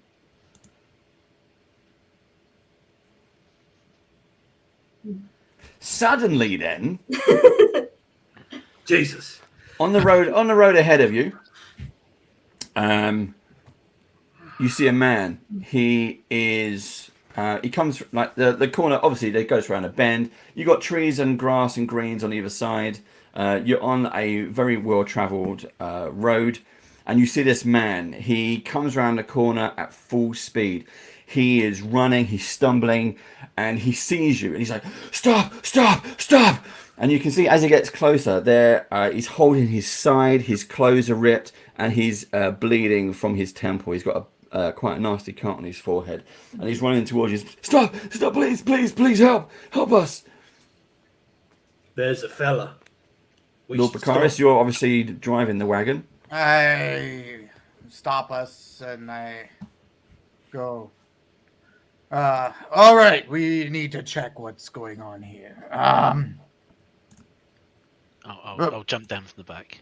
Yeah, I don't jump down from the back. But from where I am seated in the front, I go, speak now. What is it? There's the soldiers. More plainly, boy. What? The soldiers. They're being attacked. You've got to help them. I just a bunch of people. They were covered in robes. They've got this kind of vicious looking armor, and they've started attacking the soldiers. You've got to help them. I grab my shield and my longsword. Yeah.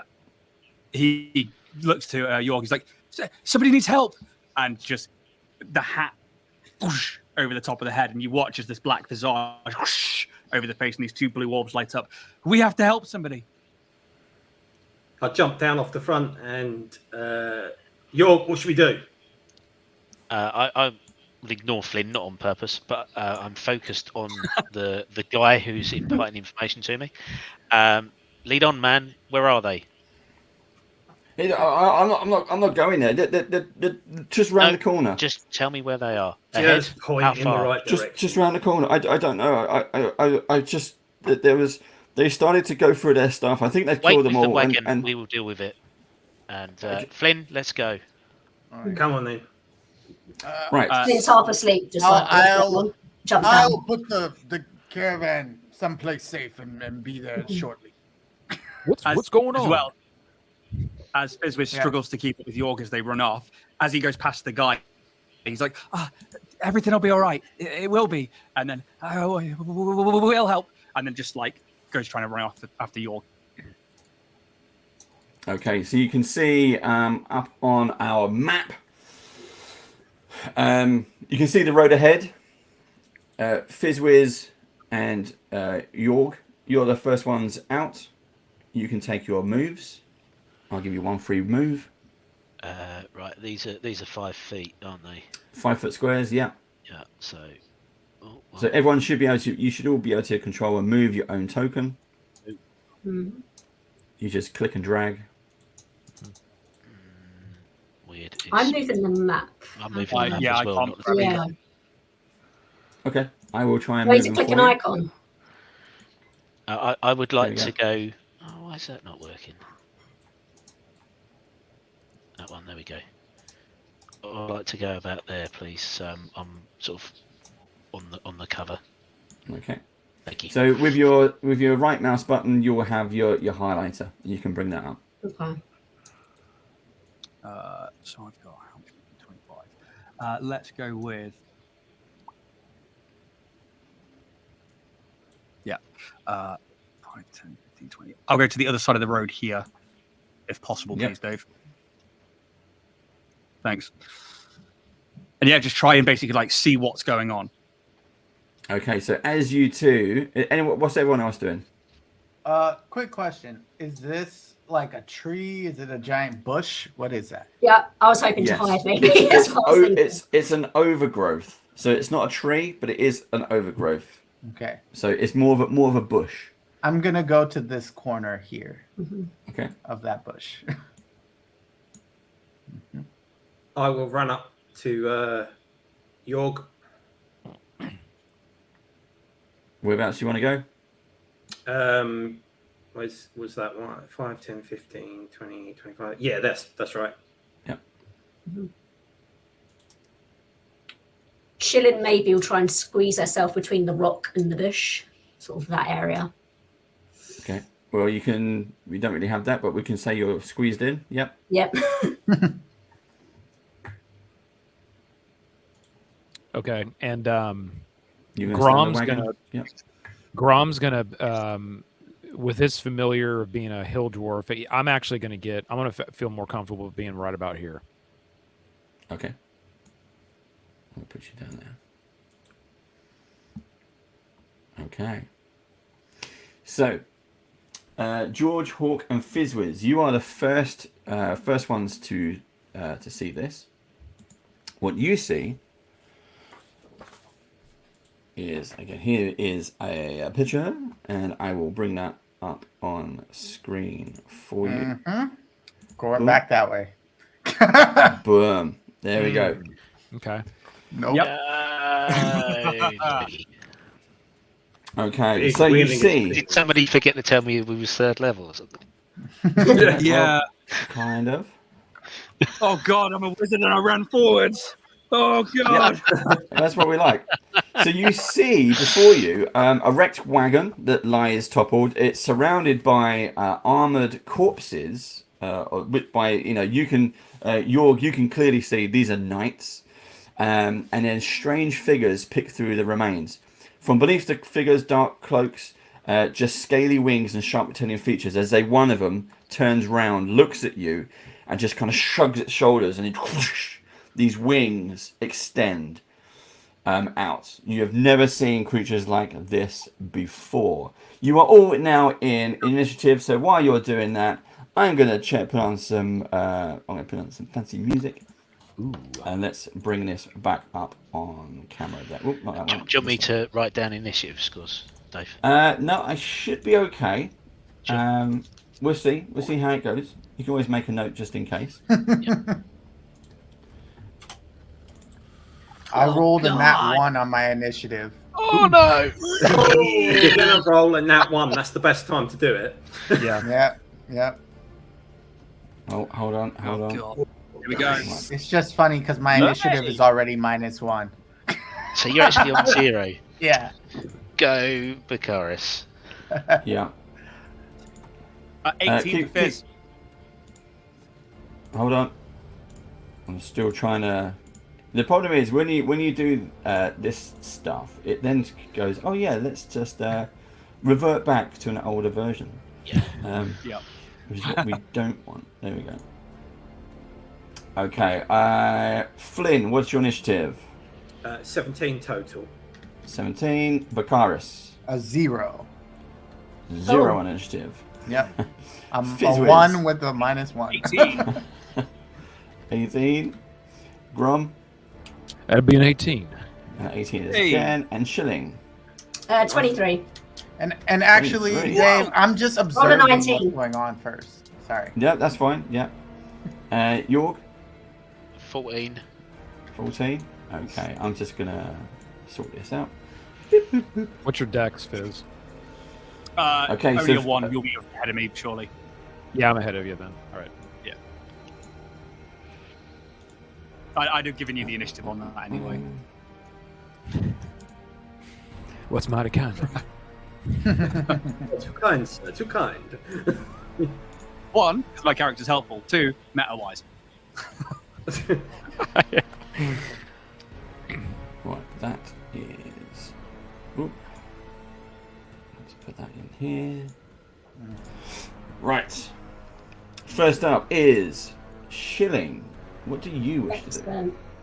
I'm going to... So where I'm at hiding, if I pop up, can I see where the enemy is? Or am I still kind of on the bend, so I'm obscured slightly? You're on the bend. Okay, so you don't know what's ahead. Right. Only Yorg and Hawk and Fizzwiz can see. Okay. How high is the hedge? So if I were to stand up, can I see over it, or would I have to like actually physically come out? So I can't see over the hedge. It's a big hedge. Yeah, it's a big thing. Okay, massive hedge. Okay, I will... Oh, where's my little thing? I will obviously step out then to about here. So about 5, 10, 15 feet of movement. Okay. And I'm going to aim my... Upon seeing the enemy in front, I'm going to aim my short bow at this one. Okay. So that is 19 to hit. 19 hits. Yep. And 5 damage. Okay, that's fine. Nicely Excellent. done. That's fine. The DM says, yeah, that's fine. That's fine. That's fine. Yeah, that's fine.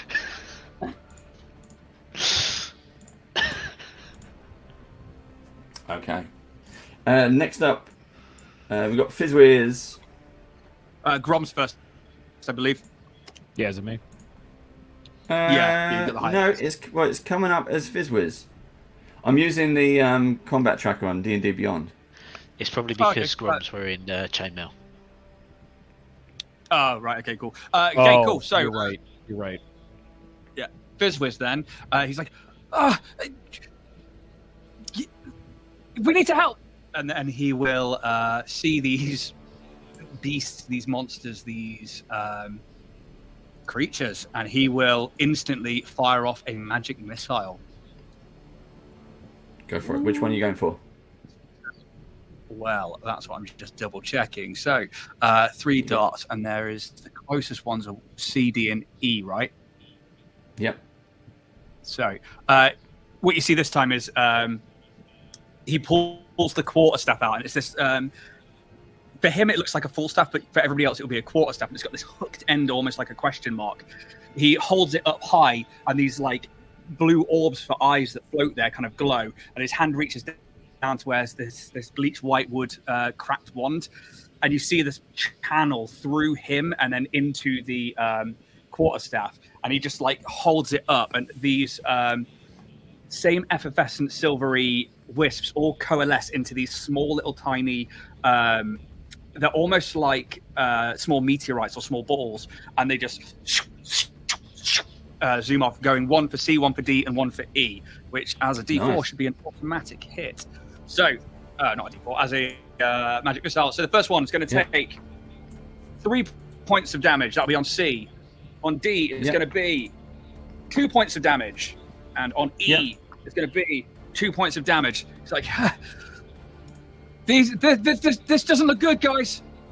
And then with his movement, he will move 25 to get into a bit of cover here, if possible, near these gravestones. Okay. Yep. Shall I put you there or there? There you go. Yeah, just up there. And he's he like ducks down. And he's like, "Let's go, team."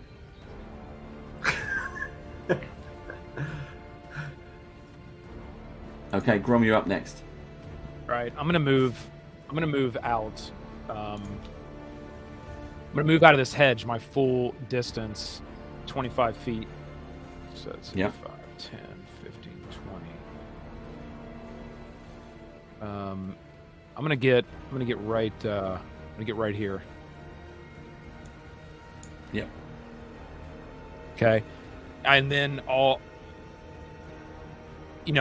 see the one right in front of me and kind of look up, startled, and I'll grab my chest and I'll grab that amulet. Killjollith, I'm gonna need a little help here.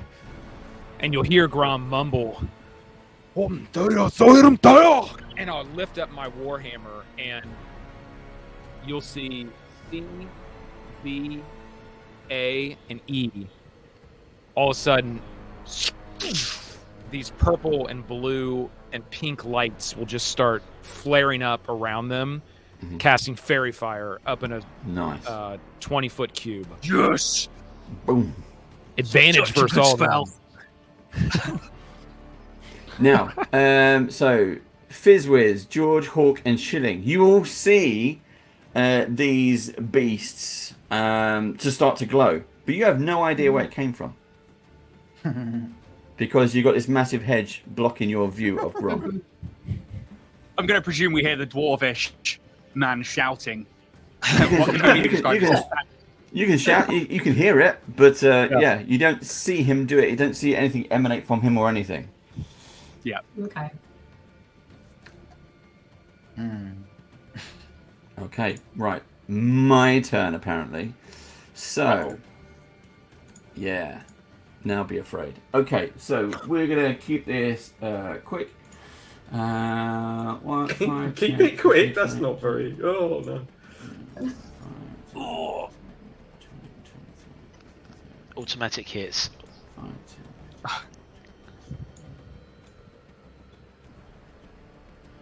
Uh-oh. I guess they didn't like... Oh, I don't like E. He is not in a good position for anyone. Grum, you see this creature. There are four of them who all look kind of similar. They're big and bulky, and he's got these spikes on. He starts running towards you, and as he does, he takes out 2 short swords, and he's just running towards you. George and Hawk, you see 2 more do it as well. All of them come into contact. They're going to go for George first. So what I'm going to do is just use it. I've got a natural 1. How is that even possible? Oh dear. The first one that deserves a drink. The first one stumbles, put face plants into the gravel roadway. He is now prone. So C is now prone. I'll just mark him up a little bit to say that he is prone. There we go.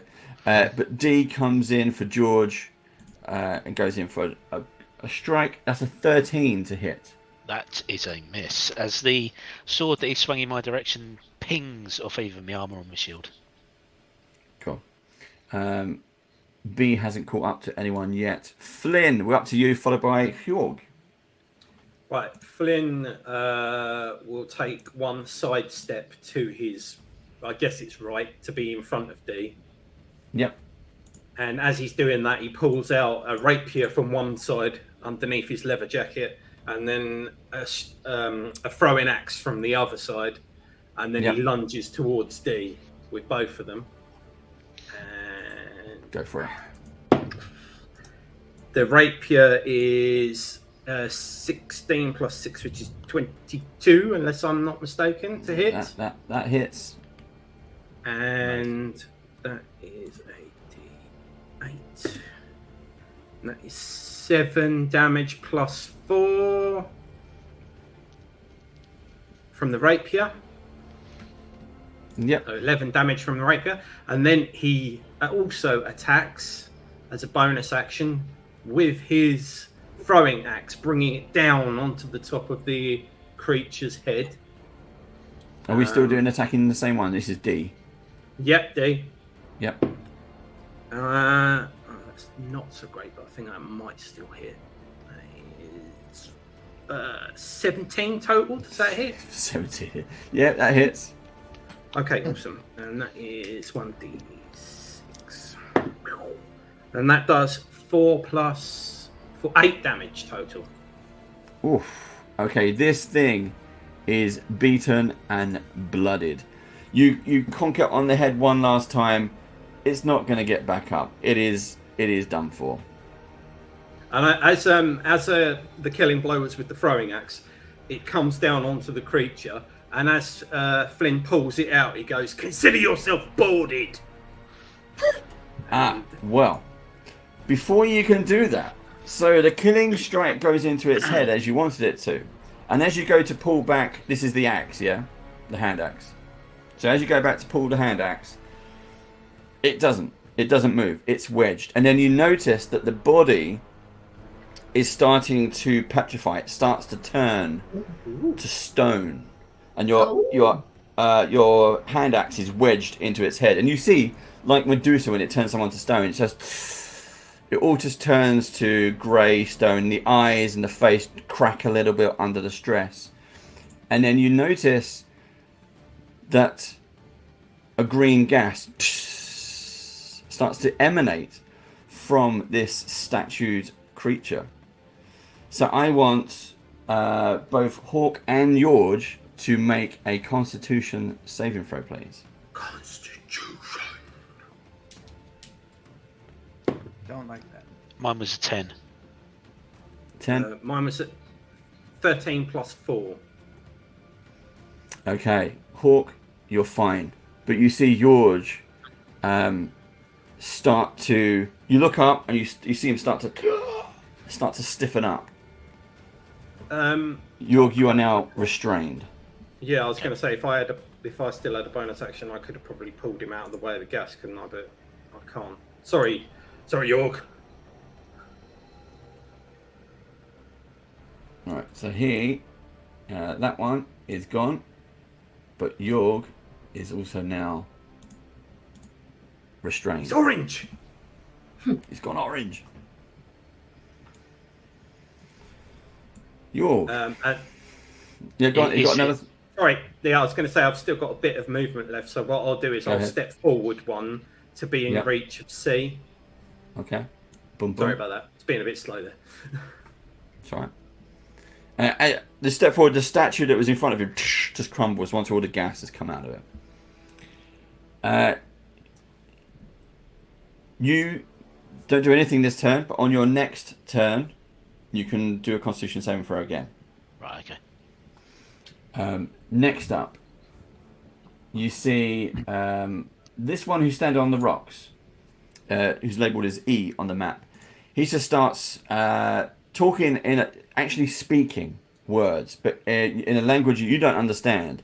And he starts to, what appears to be barking orders at the others.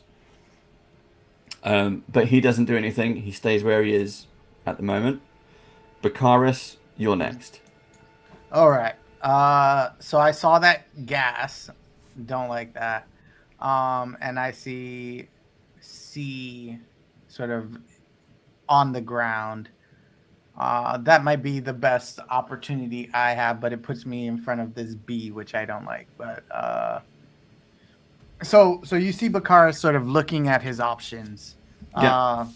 He looks back for a minute at where he sort of left the cart, and he's like, "No, it's time now." And he tries to like steel himself a little bit to run forward to here. Oh, sorry, I'm clicking on the wrong thing. Here, can you see that? Yeah. Just hold. Oh, there it is. Yeah. Boom. Yep. And I'm gonna attack C. Go for it. All right. That is going to be. Sorry, say that again. And you wouldn't get you wouldn't get advantage on C right now because I can't see C. Right? That hedge is too tall. Right? The hedge is too tall. Okay, I have to be able to see these for you to get advantage from Fairy Fire. Okay. Yeah, but Steve's right. He's prone, so you do get advantage. Oh. Okay. Oh, okay. Cool. If I am able, York's eyebrows raise in surprise. Well, in the language as well while we're there. Shock almost. Yeah, that's totally fine. I speak Draconic. Would that have understood the language? Yes. What did he say? He is basically saying, "Come on, these are a mixture of humans, dwarves, and childish gnomes." Eat them. All right. Wait for my turn. That was with the advantage a 22. 22 hits. So this is a beautiful strike. A little practiced. But he's and on a guy who's like on the ground, so not as brave. I get a 8. That is a 4 plus 3, so 7 damage. 7 damage on C. Yep. And then I am moving back. Wait, no. Yeah. Yeah, he's on the ground. He can't get you. Yeah, then I'm moving back with the rest of my. Whereabouts do you want to go? I can put you next to Shilling. Yeah. Let's do that. Here we go. Yeah. Okay. And then he's gonna give an order to York to snap out of it. Just snap out of it. That was awesome. I was waiting for you to go behind Shilling. Yeah. just walk it off. Yeah. Okay, Shilling, you're up. Okay. So I turned to Lord Bakaris, say, "My lord, I wouldn't stand here. Did you see what just happened?" And with that, I run to. Walk briskly to this little stone pillar that looks like a column.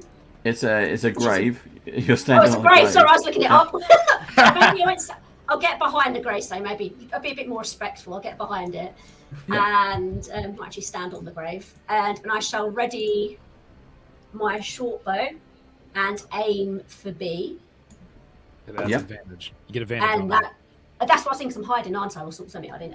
So that's a 20 for the first one and a 17. So unnatural 20 hit. Oh, sorry, 26. So imagine that hits. And one. Do I get sneak attack as well? Because it's advantage. Yeah. I was going to say no, because it saw you run over there. Oh, okay. Perhaps I'm not properly. And you're not flanking it, and no one else is. It's not in combat. Because are you the roguish archetype for the pirate? Yes. I can't remember the name. I think their sneak attack works differently. You only need advantage on the attack, don't you? In that case, yes, because it's got advantage on it. Okay, so that's 1 plus 5. Add sneak attack. So that is 8 points of damage. 8 points of damage on B, yeah? On B, yeah. Boom. Okay. It sticks it. It's fine. Anything else? I'm just going to stay put for now. Okay. Fizzwiz, you're up. So he sees you kind of like dart behind where we are, and he's like, hi. Oh, good shot. And then he will... Thank you. What are they? And then he will go to his spells, and he... how far away are they? Not really that far away. Can I see E from there? No. No, okay, that's fine. I know I heard it. They're speaking dragon language. Dragon language. And then he runs... Probably... Yeah, so I'm going to run 10 foot down, so past the graves and onto the open road. Yep. And then I'm going to, looking at B, I'm going to... Yep. Can you make me a dexterity saving throw, please? Ooh. Ooh, it's good. It's 14. Oh, you passed just. 14 is the DC. Yeah, no damage. So basically, you watch as like he's like pulls out the staff, holds it up, and then you watch as like swords fly out and start conjuring up around this beast, but it kind of like moves out the way, and it's like it doesn't. Sword burst doesn't go off. Basically, it's like uh-oh, and then he will look for cover. 5, 10. He'll just move back over to around here. That should be about 15 feet. Okay. Boom. There we go. There's a story. I think that's all he can do right now. Okay, Grom. Okay. You said they are speaking Draconic? Draconic. Okay. I speak Draconic. Okay. So you heard him bark out orders. Yeah. He's basically saying that these are weak, fleshy creatures. Let's eat them. Yeah, so I'll look up and in Draconic, I'll say to the one right in front of me, A, well, we'll see how weak this hammer is. And I'll run directly towards and come right into melee range with it and take a swing at my Warhammer. Go for it.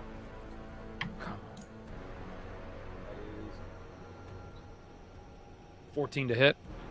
14 hits. Okay, perfect. All right. That does 6 points of bludgeoning damage. 6 damage. And I will then use my bonus action because I'm a shield master, and I'll just slam him right in the face with my shield, and I'll shove him. I think it's 5 feet away from me. Yep. 5 feet away. Now, for that shove, use a bonus action to try to shove. So I assume I have to roll for that. I would say so. I would do a strength check on that as well. So I try to contest an unarmed attack. Yeah. Yeah. Okay, so just be a roll plus 1. Yep, my roll is 14. And mine is a crit. Ah! Well played, sir. Well played. Okay. Well played indeed. I will say then, I will say that as you hit him, he flies across the ground, smacking into this rock and then bouncing back. He's prone on the ground. Awesome. As you literally just knock the wind out of him as well. He wasn't expecting a hit like that. And from this vantage point, C is back to getting advantage attacks against that is on advantage. Cool. I just have to retcon something. So I actually can't do that spell without being within 5 feet, but my movement would have got me all the way up to there. So I'm happy to be in melee range to have let that go off. I'm very happy for you to be in melee range. That's perfectly fine. I have to be within 5 feet of those that go around me. So yeah, I will put myself back in danger. That is fine. It is my go next. So A starts to pick himself up from being prone. B is going to take a nice swing at his dinner. And I rolled a 2. No, come on, Dave. C starts to pick himself up off the floor as well. And he is going to... He sees George is starting to turn to stone. And with a big grin, he puts his head down. He's, and with both swords, he goes to just skewer you. Here he goes. Ooh, that's a dirty 20. But it's a dirty 20. That's a hit. That's 4 piercing damage. As you feel this, even though you're turning to stone and you kind of turning in, you're fading out of consciousness. You feel these short swords, both of them sliding in very, very slowly as your body is just turning to stone. You just feel them going in. Unfortunately, he can't pull them back out. So they are stuck inside you. So let's see. D is gone. Over to Flynn. Did I manage to retrieve that axe from the stone one, or did it for some reason disintegrate with him or something? No, it's on the floor. It's just in a pile of rubble. Yeah. No, I don't have to. I pick it up. I've got spares, so I'll draw out another one. But I can't remember. Someone remind me. Would that be a bonus action to do that, or can you draw a weapon and attack? I know you can with one. Have you got the 2 weapon fire? Yeah, I've got. Yeah, I've got both. Bonus, yeah. You can draw your weapon. Yeah. So I.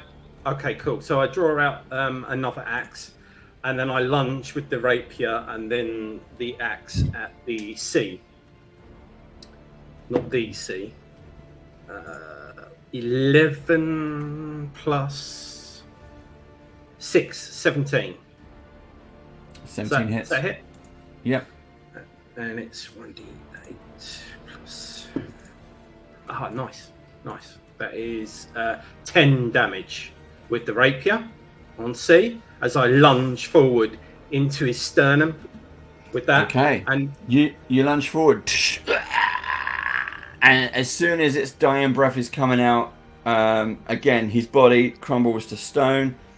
You don't get your sword back, but as he starts to crack, the green gas starts to flood out of him. George and Hawk, Constitution saving throw, please. Yep. 22.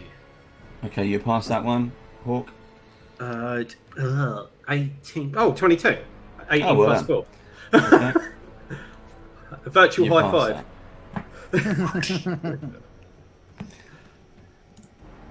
Okay, anything else? Anything else, Yeah, Hawk? attack with the... Oh, no, I can't. Oh, no. How far away is B? 5, 10, 15...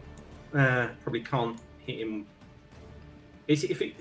Can I throw an axe past Fizzwiz? Oh, he's short. Yes, he's a gnome. He's a little gnome. fella.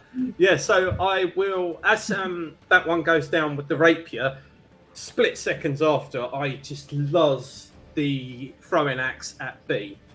Yep. And that is... it's dirty 20. A dirty 20, that'll do. Yeah. That's a good throw. And it's 11 damage. No, not 11 damage, sorry. 9 damage. 9 damage. Boom. Okay, it's looking pretty bad. Fizzwiz, you see suddenly out of nowhere, an axe just embeds itself into this beast's chest. And even the beast's like, wah! Where does that come from? And for my movement, I'll move up next to Fizzwiz. Okay. I think as you get Hey, there, Fizz! Let's get him! Good throw. Aye. George. So I Or get York. to make an. I've got to make another saving throw, haven't I? Yes. Constitution, please. That is a 11. That is a pass. Well done. Okay. So Back in the fight. right. Can I move and take my action, or? Yeah, I think you can. Go for it. Right. I will. Have some fun. I will shout at E. Fire in the background. Foul beast. Whether you can hear my words or not, your life is now forfeit for attacking Knights of Slumnia. Clearly, it was an ambush. Not a fair fight. Justice is waiting to be served. I shall stride forward past Hawk until I am alongside B, at which point I will use my precise strike ability to attack. Okay. So that's a 20, dirty 20. That is a hit. And it is 15 points of damage in total as I just try and basically decapitate it. And I want to continue past another 2 squares to complete my movement. My main focus and objective is to reach E as quickly as possible. But obviously I'm on the way protecting Fizzwiz. Okay, so as you decapitate this thing, you do indeed finish it off. The head comes spinning off. Fizz, you see this head turn to stone in midair as it hits the ground and it just breaks. You turn back round and you see the body has already turned to stone and it already begins to crack. Hawk, you know what comes up. And suddenly this green gas starts to seep out of this statue body, the broken statue body. Both of you make a Constitution saving throw, please. I was going to say, question, because we know what's coming, could we get advantage on this roll? No. No, that's fine. Is this as a magical? At least we thought of it, people, which is much more than some DMs do. I think it's going to be all right anyway. It's a dirty 20. 14. 20 hit. 14. Both of you pass. You are okay. Fizz, you start to feel like something, like you can't breathe. Like your chest has just stopped off its own. It won't let you take in a breath or expand. And then the moment passes. Just like a Friday night. Just like a Friday night.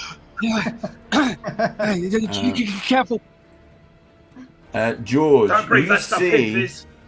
this thing that's jumped up onto these kind of rocks.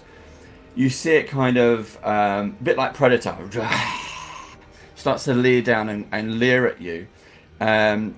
From behind its back, it pulls out 2 serrated daggers, and it leaps. But it doesn't come down on the ground. Its wings come out, and it kind of glides down towards you with these daggers aiming for your head. Let's see if I can do anything on this one. I don't know. No, maybe not. A 12. No. I raise my shield expecting the attack and deflect the daggers away, smiling all the while as I realise that this is maybe a worthy opponent this time. Okay. Bakaris, you're up. Mm-hmm. All right. From where I am, I see B. Roughly how damaged does he look? Is he bloodied? Is he totally fine? Oh, sorry. B is down. Oh, B is down. Okay. He was the one who got beheaded. Okay. If that's the case, then I'm probably gonna try to get to about here. Okay. And between A and E, A is already damaged, right? Yes. Then I'm going to pull out my crossbow and shoot at it. Nice. Okay.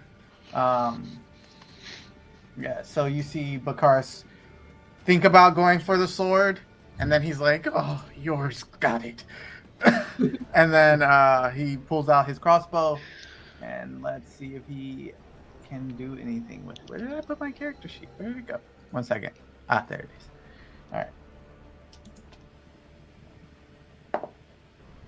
All right.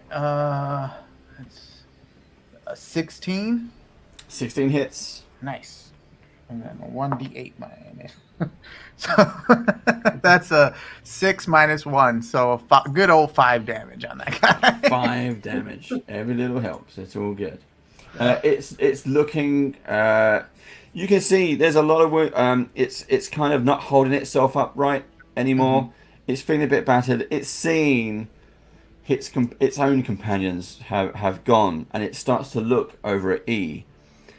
And E, even though E is fighting George and hasn't scored a hit yet, it looks back and barks some more orders.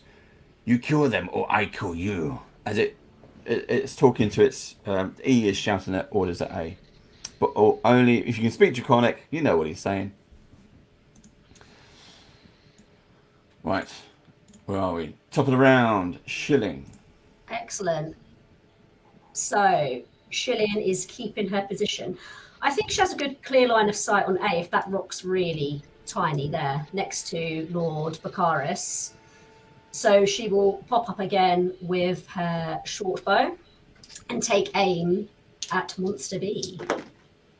So that is A. Oh, A, sorry, yeah, B said. Yep. That is a terrible roll with advantage. That was 9 to hit. That's a miss. Yeah, so too far. She missed. Yep. And the nerves probably got to her a bit as well. Anything else you want to do? You can still move if you wish. I think I'll stay where I am for now because I have another plan. So. Okay. A cunning plan. She always has a cunning plan. Yeah, so like looking at this and looking at E, and you can hear him giving out orders like, he's in charge. But he kind of points towards E where Yorgis is like, okay, and he like looks down at the ground and he looks for a small rock. Like I'm looking for like a decent hand-sized rock that if you were to throw it would deal, normal damage. Can I grab a rock from the ground? Yeah. Cool. So as he does, he then runs about in a 5-foot direction, which would be north west. So to just next to this rock pile here. Yeah. And then he will he plants the quarterstaff into the ground and turns it so that the hook is slide on to E. He then pulls wisps of silver light from the wand at his side, and he throws them at the hole that's in the middle of this like crooked area, and they form a net. He takes this rock and he puts it into the center, and he starts pulling back on it. And you see this catapult being formed as he casts catapult. I need a dexterity saving throw, please. Well done. Nice. Right. Dexterity on E. Let's try this. Boom. It's roll. Oh, he passed. It's a 22. It's gonna be a pass. It doesn't do anything honest. You just see it immediately locks eyes with you and just dodges it. Slowly comes back. He looks over and I'm gonna eat you slowly. We'll stop you. And he's like pulling his hat down further on his head. He's like, yeah, that's his go. Oh, actually, I only moved 5 feet, didn't I? Yep, you can move more if you wish. I'll go right behind these rocks and cower. Yeah. Okay. Yeah. That's what I'm doing too. Grom, you're up. Okay, so I will I'll whip around and seeing this arrow flying past me and sticking into the creature in front of me. Oh, much obliged, Baccharis. And I'll look back at the creature, and now you foul beast is gonna taste the flames of war. And you'll see I'll take my warhammer in both hands like this, and I'll just reach it up into the air, and down will come this flame, just like a pillar of flames that will just strike near the ground. I need a dex save as I cast Sacred Flame. And this is on A, yeah? On A, yep. And that's got to be, you got to beat 14. Oh, it's not looking good. It's a 9. Okay, you take 1d8 damage. Get him, Grom. Go, Grom. 3 points of fire damage. Or no, radiant damage. 3 points of radiant damage. Okay. So everyone sees this, even everyone but apart from Fizzwiz. You all see Grom, maybe not even George, because he's facing the other way. You see Grom hold his hammer aloft. He says the magic word, becomes the all-powerful, and there's holy beams of divine energy shatter A, but he's still standing. You see the skin and everything start to burn on A, because you don't know what it is yet, on A, but he's still standing. Okay, and then then you lot have never seen anything like that at all. Okay, and then at this point, I'm actually going to move out. So where do you want to go? Well, let me ask you first. Can I get between Bakaris and that rock? Can I move between them? We can say you can squeeze in. Let's just do that. Okay, I'd like to kind of get right in between Bakaris and Hawk there. Okay, let's do that. Yeah, right there. Hey, Grom.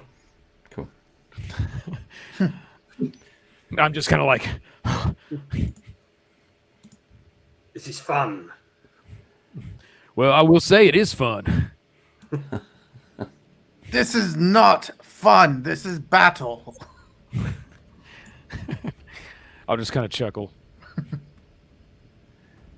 A starts to... A is going to be in a little bit of trouble. He doesn't want to die. He is going to start to move away. So he's going to leg it. And you just... E starts to, again, yell orders at him. Come back, you spineless beast. But you only understand that if you want to speak Draconic. Hawkins. Hawk, you're up. I am going to move up next to E. Top or bottom, don't really mind. It's up to you. So I'll leg it up there. I didn't retrieve my rapier because it was still on the floor with the crumpled one at that one. So but I've still got no. Have I still got my axe? Did I? No, I threw the other one, didn't I? So I'll pull out my other axe because I've got 3, and attack E. Okay, go for it. Was he one of the ones that had fairy fire? I can't remember. Yes, they all did. Oh, okay, that's good because I don't think I hit with the first one there. It's a natural 19 plus that's going to hit 25 to hit him, and he's going to take 8 damage. 8 damage. Boom. And okay. I don't have a weapon in my other hand because that was the rapier. So what I'm going to do instead is I'm going to punch him. Yeah. Okay. Does this one get advantage as well? It's because he's still glowing. Yeah. Okay, that's good because that would have completely missed as well. Okay. 11 plus 6 is 17. Yeah. And he takes... You don't roll for unarmed, do you? He takes 5 damage. As I clout him in the face. That seems a lot. 5 damage with a fist. It's Yeah. 1d4 with a dagger. Modifier. Yeah. Modifier. Okay. Big fist. Boom. You see it like... And he takes the hit. He takes both rings in the face. And he does again. We're going to use Predator a lot, and he just goes, and now it kind of locks eyes on you. Next up is I'm just going to call him George. I keep calling him George. So George. He'll be George for the rest of the campaign. It's George now. I really feel so responsible for that. Sorry. As Flynn finishes his attack, I will look perturbed. Stand down, Flynn. This is my fight. Foul creature, yield. You're outnumbered. Your fellows are either downed or retreating. You stand alone. Give up now and face justice instead of death. What say ye? And I'll stand ready with my shield, but I won't be attacking this round.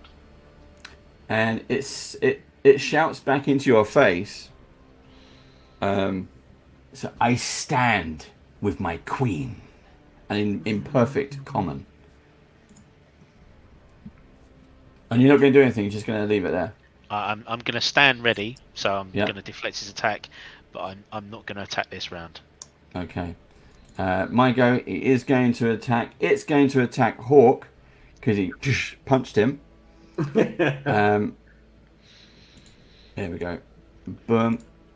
Let's see what I roll on it. Oh, it's another roll. It's a 12. Unfortunately not. I do apologise for your bad roll. Okay. But it stands there. Bakaris, you're up. All right. There's one retreating, right? There is. I'm going after that guy. Okay. Go get it. Yeah.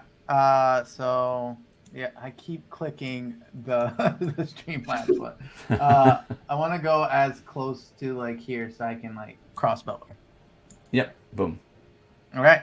And that one doesn't have advantage anymore, right? Because you can. No. Right. Oh well, that might still be fine. Does a 16 hit? A 16 does hit. All right. Nice. That's going to be a 6. 6 damage. Yep. Boom. Okay, this thing you shoot it in the back. Where do you think you're going? And it starts to kind of crumble down onto one knee, and as you see, it starts putting its arm down. It's the what can I use now? It's the T1000. It starts to, instead of metal being frozen, it starts to turn to stone, and its leg comes off, its arm comes off, as it still tries to move and get away, and then just as it crumbles into rock, and all that's left is this gas, harmlessly just goes straight up into the air and gets wafted away. Well done. It's another one down. Nice one. And I killed that. Everyone saw it, right? Yeah. Oh, please keep that burner up. Okay. Top of the round. Oh, Shillin's up. Okay, so I think Shillin is going to come out of hiding because I think where she was before is kind of ruining her like aim. So she's going to come round to about here. Yep. There we go there. And she is actually, well, she hasn't got a lot on her. She's going to use her short bow again. So she's going to crouch down and take another hit at E, hopefully between Hawk and York, without hitting them in the process. Oh, that is a 22. That hits. Excellent. And that is 6 points of damage. 6 damage. Mm-hmm. Okay. Still standing. Oh. Okay. Next is Fizzwiz. Yeah, so Fizz is like, okay, let's try again. And then he will run 5, 10, 15, 20 feet directly out of cover towards the other rocks. It should put him with no line of sight. Well, with a line of sight to E. At that point, he then, that's 30 foot, so that's fine. He's like, right. And like, there's a still for a moment on the field as, with all like the damage around from where these creatures were raiding before, and he just listens. And you hear like the animals seem to be louder all of a sudden. And he then holds the staff up, pulls a wisp of this effervescent silver moonlight from his wand, speaks in it, and blows it out. And you watch as it just flows out and it goes into the ground. You then see like channels of dirt, really fine ones, like start to move across the ground to where E is standing. And from him, mites just start coming up from the ground. I need you to make a Constitution saving throw, please, as I cast Infestation. Oh, nice. It's a great spell. Would you say Constitution? Yeah, it's going to be high for this guy, surely. Okay. Not if he rolls low, it's a 9. He failed! So, it's a you watch all of these mites start, like, working their way up. And I imagine, since he's... Not that I would know that he's a half dragon, but like imagine there's all these scales on him. They start to work their way underneath the scales, and you can like see that he's uncomfortable. He is going to take a d6, I believe, of poison damage. So he's going to take 3 points of poison damage, and then he has to move in a random direction to try and escape, which is going to be on a d4. That's a 3, which is east if he can. If he can't, he stays where he is. Okay, well, George is there blocking his way. He won't go anywhere then. But yeah, that's Fizzwiz's go.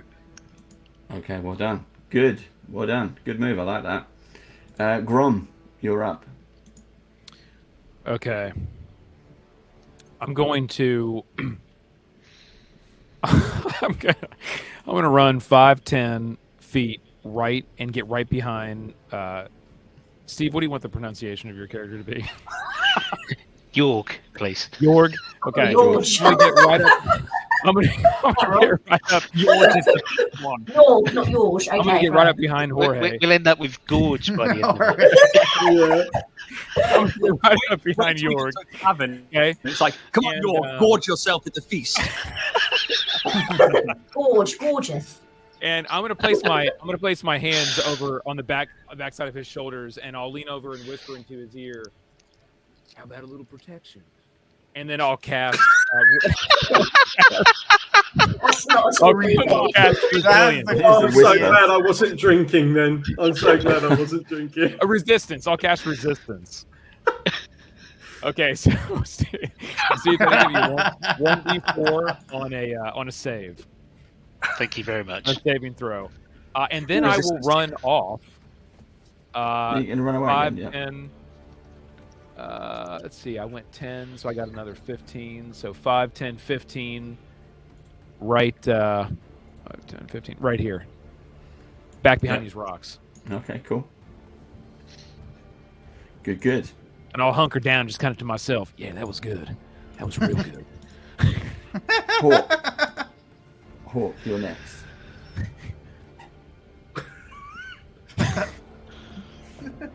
Sorry, that's completely thrown me. Right. For some reason, Hawk is giggling to himself, standing next to this beast. And he swings down with his axe once more to try and finish him off when he doubts it. But right. 12 plus 6. 18. That hits. And that is...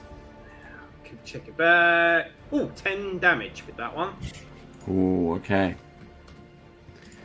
He's still standing. He's looking pretty battered. He's got this weird green, almost kind of green pale blood as it starts to seep out of its body now. All the various wounds. It starts to cough it up. You can see it in its mouth when it tries to speak. Right. If I can't eat your souls, at least the queen will. Ooh, nasty. Right, I'm not going to punch him this time because something very similar happened to my captain once, and he got his hand stuck in it, and now he's got a hook for a hand, so I'm not doing that. So I'm just going to hold off on the second attack and stand there. Okay, moving on. George. Okay. I look pretty square in the eyes and say, you were given the choice. You chose poorly. Why don't you meet your queen in the afterlife? With that, I swing my sword with precise strike again. So that's a 21 to hit. That hits. Oof. Just cleanly at the neck again. And that's 19 points of damage. Oh, blimey. Well, this is the last one. How do you want to do it, Steve? There's a massive amount of damage on this one. It is dead. How do you want to do it? From my sword being behind me where I didn't attack last time, the tip was resting slowly on the ground. With one swift motion, I fold back my shield, revealing myself, becoming prone to a certain extent, not protected. And I whip the sword up with a swift, smooth motion, turning almost, finishing as the sword is at 7 o'clock in the air, partially my back to the creature with a clean strike, one of the, like the samurai strikes, so swift and so smooth that the head stays there for a while before slowly tilting away and the body falling to the ground behind me. I flick my wrist, and any blood and residue that was on the sword is cast to the ground next to me.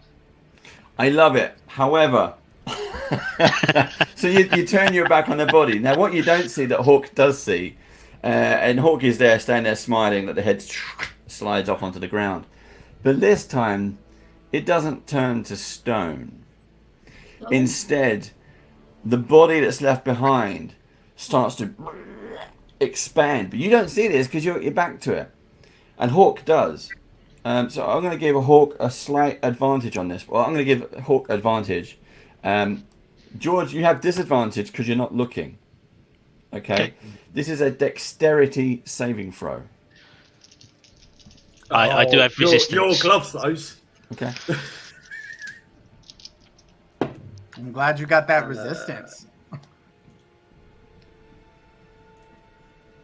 I got a... Yes, Okay, so George failed. Hawk? It's 2, isn't it, with advantage? So the first one was a 15, and the second one was... Where's the bloody number? Oh, a dirty 20. Okay, so you've passed. You see this thing and you manage to dive out the way. George, unfortunately, you don't. You're expecting good things. You flick off the gore from your sword. But for whatever reason, you get splattered in the back. This body expands and explodes into goo. And then you smell your armor burning and melting. And then you feel your skin on your back start to burn. I'd like to throw off whatever remains of my armor and go and roll in the grass to try and... Okay, you can Hawk, you see this first. You see it starts eating away, and now we're going to use Alien as it starts to pure metal really quickly. I will try and assist as best I can. I'll try and assist him as best I can. I'm heading back towards the cart. That is a little too much for my noble blood. His Wiz is just like, York! Well, I did not expect an exploder. That's 4 points of damage, Dave. Yeah. Is it Shaun of the Dead? It's like, just see his head go. Yep. And well done. That was your first piece of combat in the game. Well done. We'll mix this up. We'll get better streamlined at how we do this because we're using different windows and different tabs and things, and we'll work out what went wrong with our tokens. But you should be able to move those.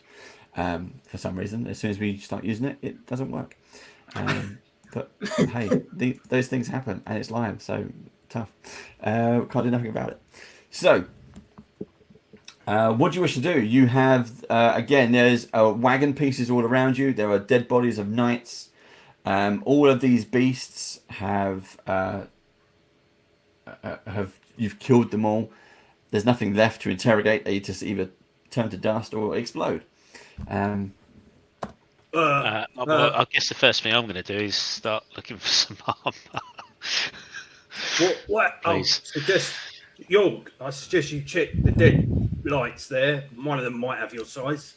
What happened to the bloke that ran out and pulled us into this crap? Well, Bakaris is the first one to reach the wagon. And Bakaris, when you get there, the guy, he's not there. He's gone. He's just either he's scarpered off or whatever, but he's not there.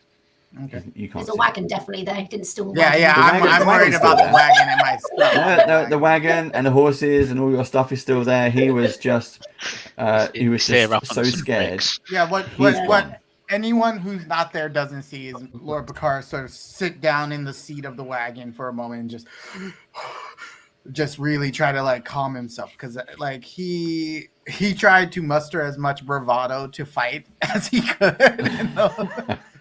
And he did some cool stuff, but the explosion kind of terrified him because it was like right in front of where he was, and if he hadn't have ducked, he probably would have got hit with some stuff too. So, yeah, that's cool. He's not happy, but he's back at the cart trying to calm himself. For when you guys come back, he can be all back to his normal self. But yeah, Good. I think as everything starts to calm down and you start working your way back, and as your dog is looking for armor, like Fizzwiz will move his way back to sort of like in the mix of where everything is and looking at these like stone, now petrified things that spoke in the language of dragons. And he's like, and he pulls the hat back and his face kind of like back into view. He's like, this doesn't seem normal. What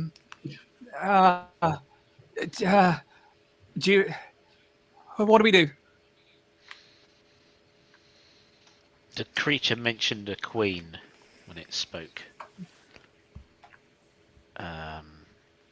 Yeah, it did. Which suggests they're not just bandits. Or I mean, robbers. I've never seen the bandits like that. I mean, even where I'm from, the dragons don't look like that. Yeah. That wasn't right. Is it magic? Do you think it should? I mean, I can see if there's traces of magic around if you want, but it'll take me some time. It was odd. Whatever they were, there was clearly some hierarchy. That final creature that I took down was clearly in charge, and mentioned the queen suggests some sort of military structure.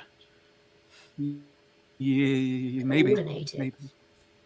They took down a group of knights. That's not an easy task, unless of course they took them we by should bury them. surprise. We should bury them. Yes. Why don't you? I need to find some armor, and yes, we should bury the knights. You are correct, Fizzwiz. You give me 10 minutes and I'll help, but I something's not right here. And he sits down just in the middle of where he is, and he takes out that book that he got from his test, and he like starts flicking through the pages after he like looks at the white gem on the front for a while, and he finds the ritual for detect magic, and he starts spending 10 minutes because he hasn't got any spell slots left to cast detect magic. Flynn. Yeah. Lord Bakaris seems to have returned to the wagon. I guess he will bring it up. Would you return and make sure he's okay? Grom, Schilling, and myself will search the bodies. He looked a bit green around the gills, didn't he? I've seen a lot of that on the sea, but never on land. I'll go check he's all right. So I'll wander over to Lord Bakaris. You okay, Bakaris there? Am I okay? Did you not see the grand battle? I destroyed one of those creatures. Now, don't be offended by this, but was that your first time? Ha! My first time. No. I've fought before. You can tell I handled myself with the sword very well, didn't I? You did. I was very impressed. Don't get me wrong. And my shot? So no. And maybe fighting those things, yes. I've done many great things. And many more to come. Keep that in mind. Good. Just making sure you're okay, as long as you're fine. Yes. Maybe a little bit of send you. Little bit of drink to steady the nerves. And he, without even waiting, he grabs it and just swills it down. Good man. Don't tell that squire your. No, don't worry. It's our little secret. Rum's the word.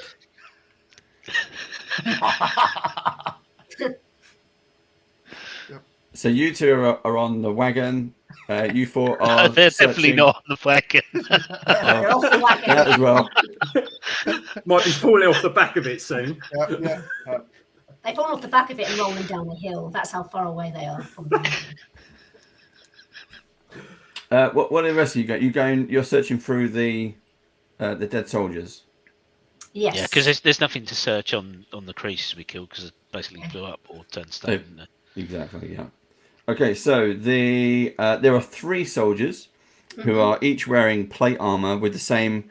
These are Knights of Solamnia. They have the same filigree with the horned helmets and everything else. However, each suit of armor across the chest plate has the ragged claw marks so they're no longer wearable as I that. wouldn't take it anyway because I'm only a squire. That's fine. But among the wreckage of their wagon and their equipment, you find 3 long swords. Mm-hmm. You find 8 days of single rations. Nice. And you find 40 gold pieces. 14 or 40? 40. Oh, that's good. I think you mean steel pieces. Steel pieces. Steel pieces. Sorry. Some of those. Which weirdly in the book they're still called gold pieces. But yes. Error. Yeah. Dear Wizards of the Coast, I think you'll find it steel. Imagine my surprise and disappointment. It's steel. Now you also find the swords. Were they armed or they're dead? So the arms that they were fighting with, or were they not fighting with any weapons? Are these their swords or? These are the soldiers' swords. Okay. They were fighting what? So the big ones. There's the green ones. So I'll show you the. If I bring these up, so you can all see. Oh, not that one. That one. There you go. So these are the ones you were fighting. These are the ones with the short swords. And then the one in charge was this one, and he had daggers. Oh, that's so cool. 2 serrated daggers. So you can have. You've got each guy. So there's 4. So you've got 8 short swords, or 2 serrated daggers, and 3 long swords from the human soldiers. But the 3 long swords with the human soldiers are going to be buried with them along with their armor. Okay. Handily, there's 3 graves on that map as well. Oh, yeah. Or you can load them on the wagon and take them with you. No, I think we will bury them here. It's Yeah, quite they're tight, not getting isn't on it? the wagon. Yeah. Amongst the belongings, you also find a letter. Okay. Oh. And George, you can. I'll let you read this one out. Yeah, Microphone You on. should stop responding to it, Steve. It's like when George turns up, I'm sure he'll read this. So, next episode, we should start calling him Bonnie. It'd be fine. There you go. 1 week! 1 week. 1 week since these creatures swept down on us in numbers too vast to count. It feels like a decade. Everything is upside down. They're everywhere. We've avoided the bulk of their forces, but their patrols scour the countryside for resistance to subdue and goods to plunder. We've heard rumours that these monsters are called Draconians. Even in death, these reptilian warriors cause misery, exploding in gouts of acid or plumes of gas. Be careful. Even if we survive the invaders, we don't have enough to eat, and little planting is being done in the surrounding lands with armies on the march. How do we live for a year with no harvest? I don't know how long we'll hold out or who'll read this. I hope only these words serve as a warning to someone. Olin Naled, Commander at Will Watch Outpost. Oh. Well, that bodes well. So where is We Will Watch didn't find that letter before we fought them, wasn't it? That's what I was thinking. How cool! Actually, the gas bit may have come in quite handy. Actually. Do I know where Will Watch Outpost is in relation to where we are now? Yeah. So there's lots of different beaten roads, and the thing with Kryn is there's lots of towers from different ages which are around. So yes, it is something you it's not something you've passed, but it's perpendicular to where you are, so you're okay. Anything with the detect magic? Sorry, I didn't realize. No, nothing with detect magic. But yeah, you're closer to the town of Vogler than anything else now. Okay. We need to take this letter to the authorities. They need this group of knights were obviously travelling somewhere, possibly to Vogler, warning of this band of Draconians. Ah, well, if that's the case, you can give it to me and I will deliver it. Okay, you sure, Lord Vicaris? I am sure, Squire. Why that questioning attitude? Of course, sir. And I hand the letter over to my superior. It's very kind of him.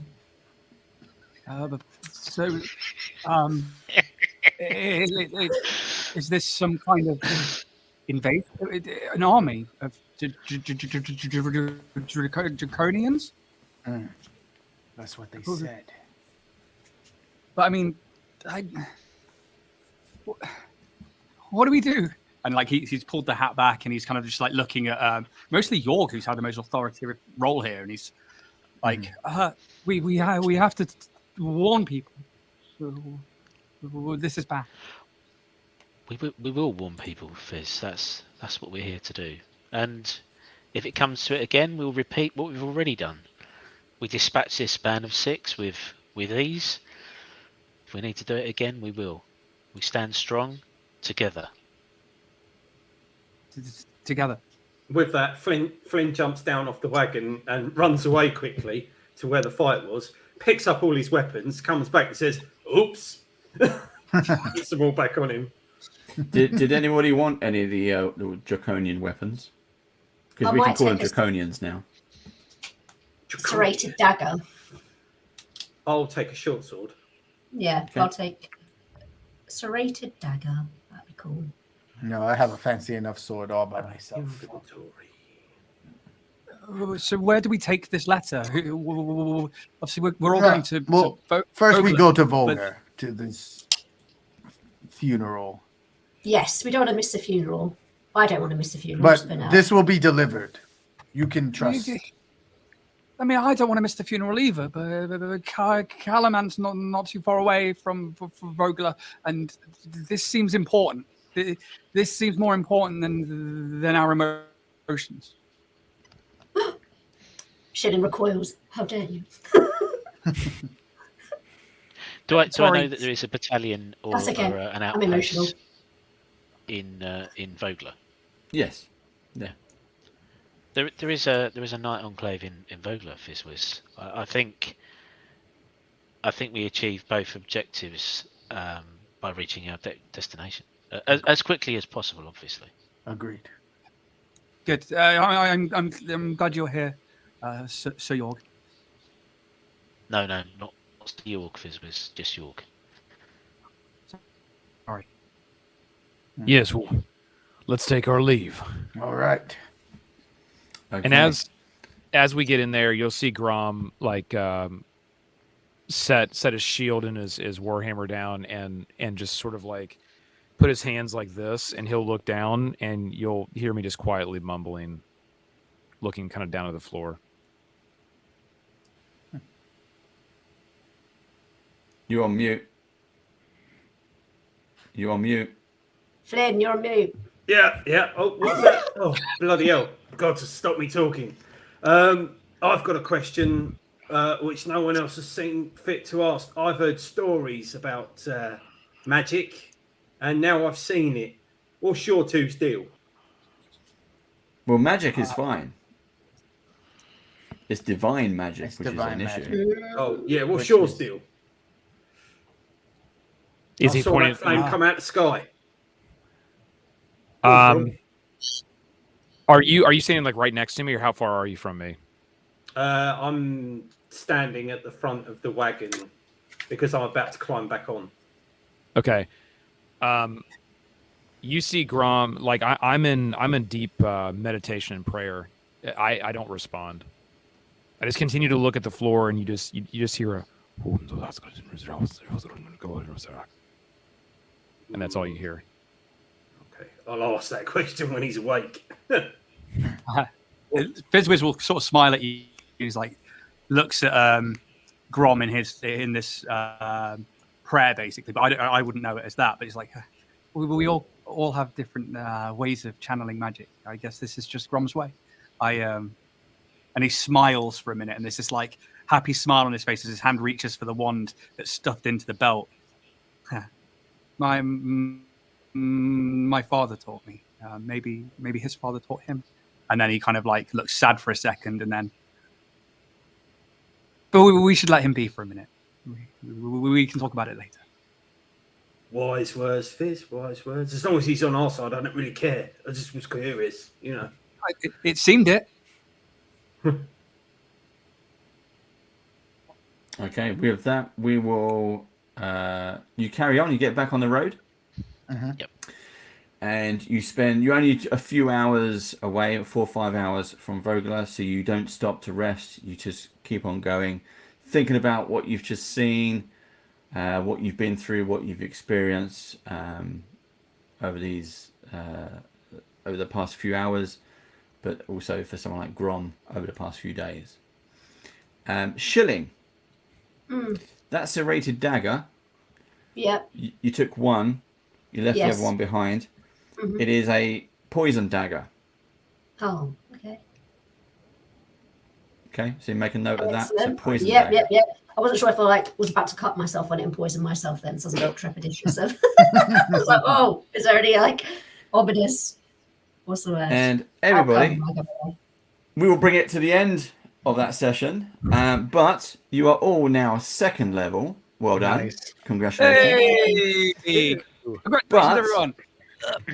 Before we go, we're going to roll hit point dice. No.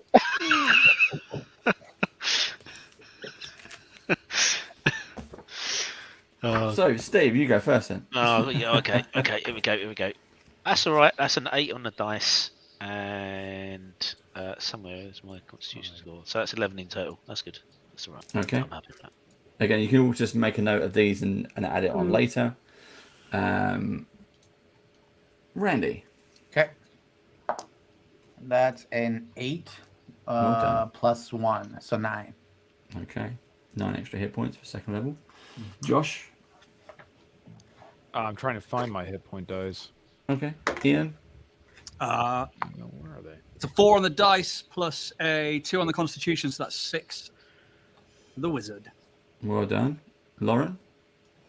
4 plus 3, so that's a 7. Okay. Jeff.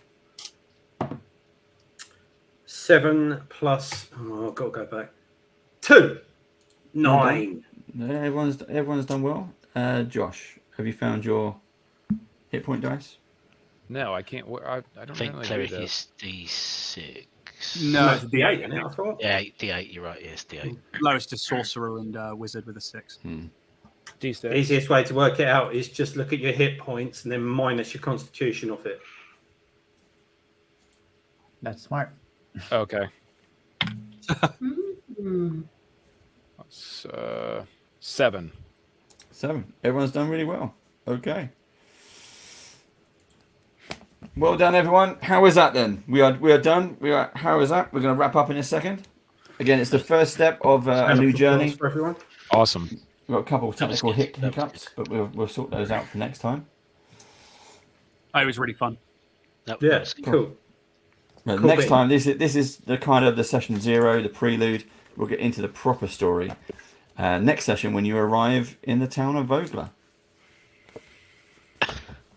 Story time. That was a prelude. That was a prelude, yeah. That's the intro tutorial of how these draconians are going to be. Yeah. Um, Got any Is that armor? Is there such a thing as gas masks in Kryn? you can make them. I think you need to up some of the You can make stats on them, Dave. They were too easy. Level 1s took them down. Nah. them. Yeah. Oh god. I originally, because I wasn't going to have Ian and Josh in that fight, so it was going to be the 4 of you. Oh. Oh, wow. That would have been tough. Yeah, that would have been Yeah. tough. And I was like, do I? I don't know. Let's just see what if they get on the wagon. Let's just see what happens. What trouble I can get into. Okay, Lots. cool. We are good to go. We did overrun. We were trying to keep it to 2 hours or 2.5 hours, but we forget that role playing. Lots of people like to talk, so we've gone over. But until next time, we'll see you again in 2 weeks. Have a lot of fun, everybody. Enjoy your weekend. We see you soon. See you later. Bye. Bye. Bye.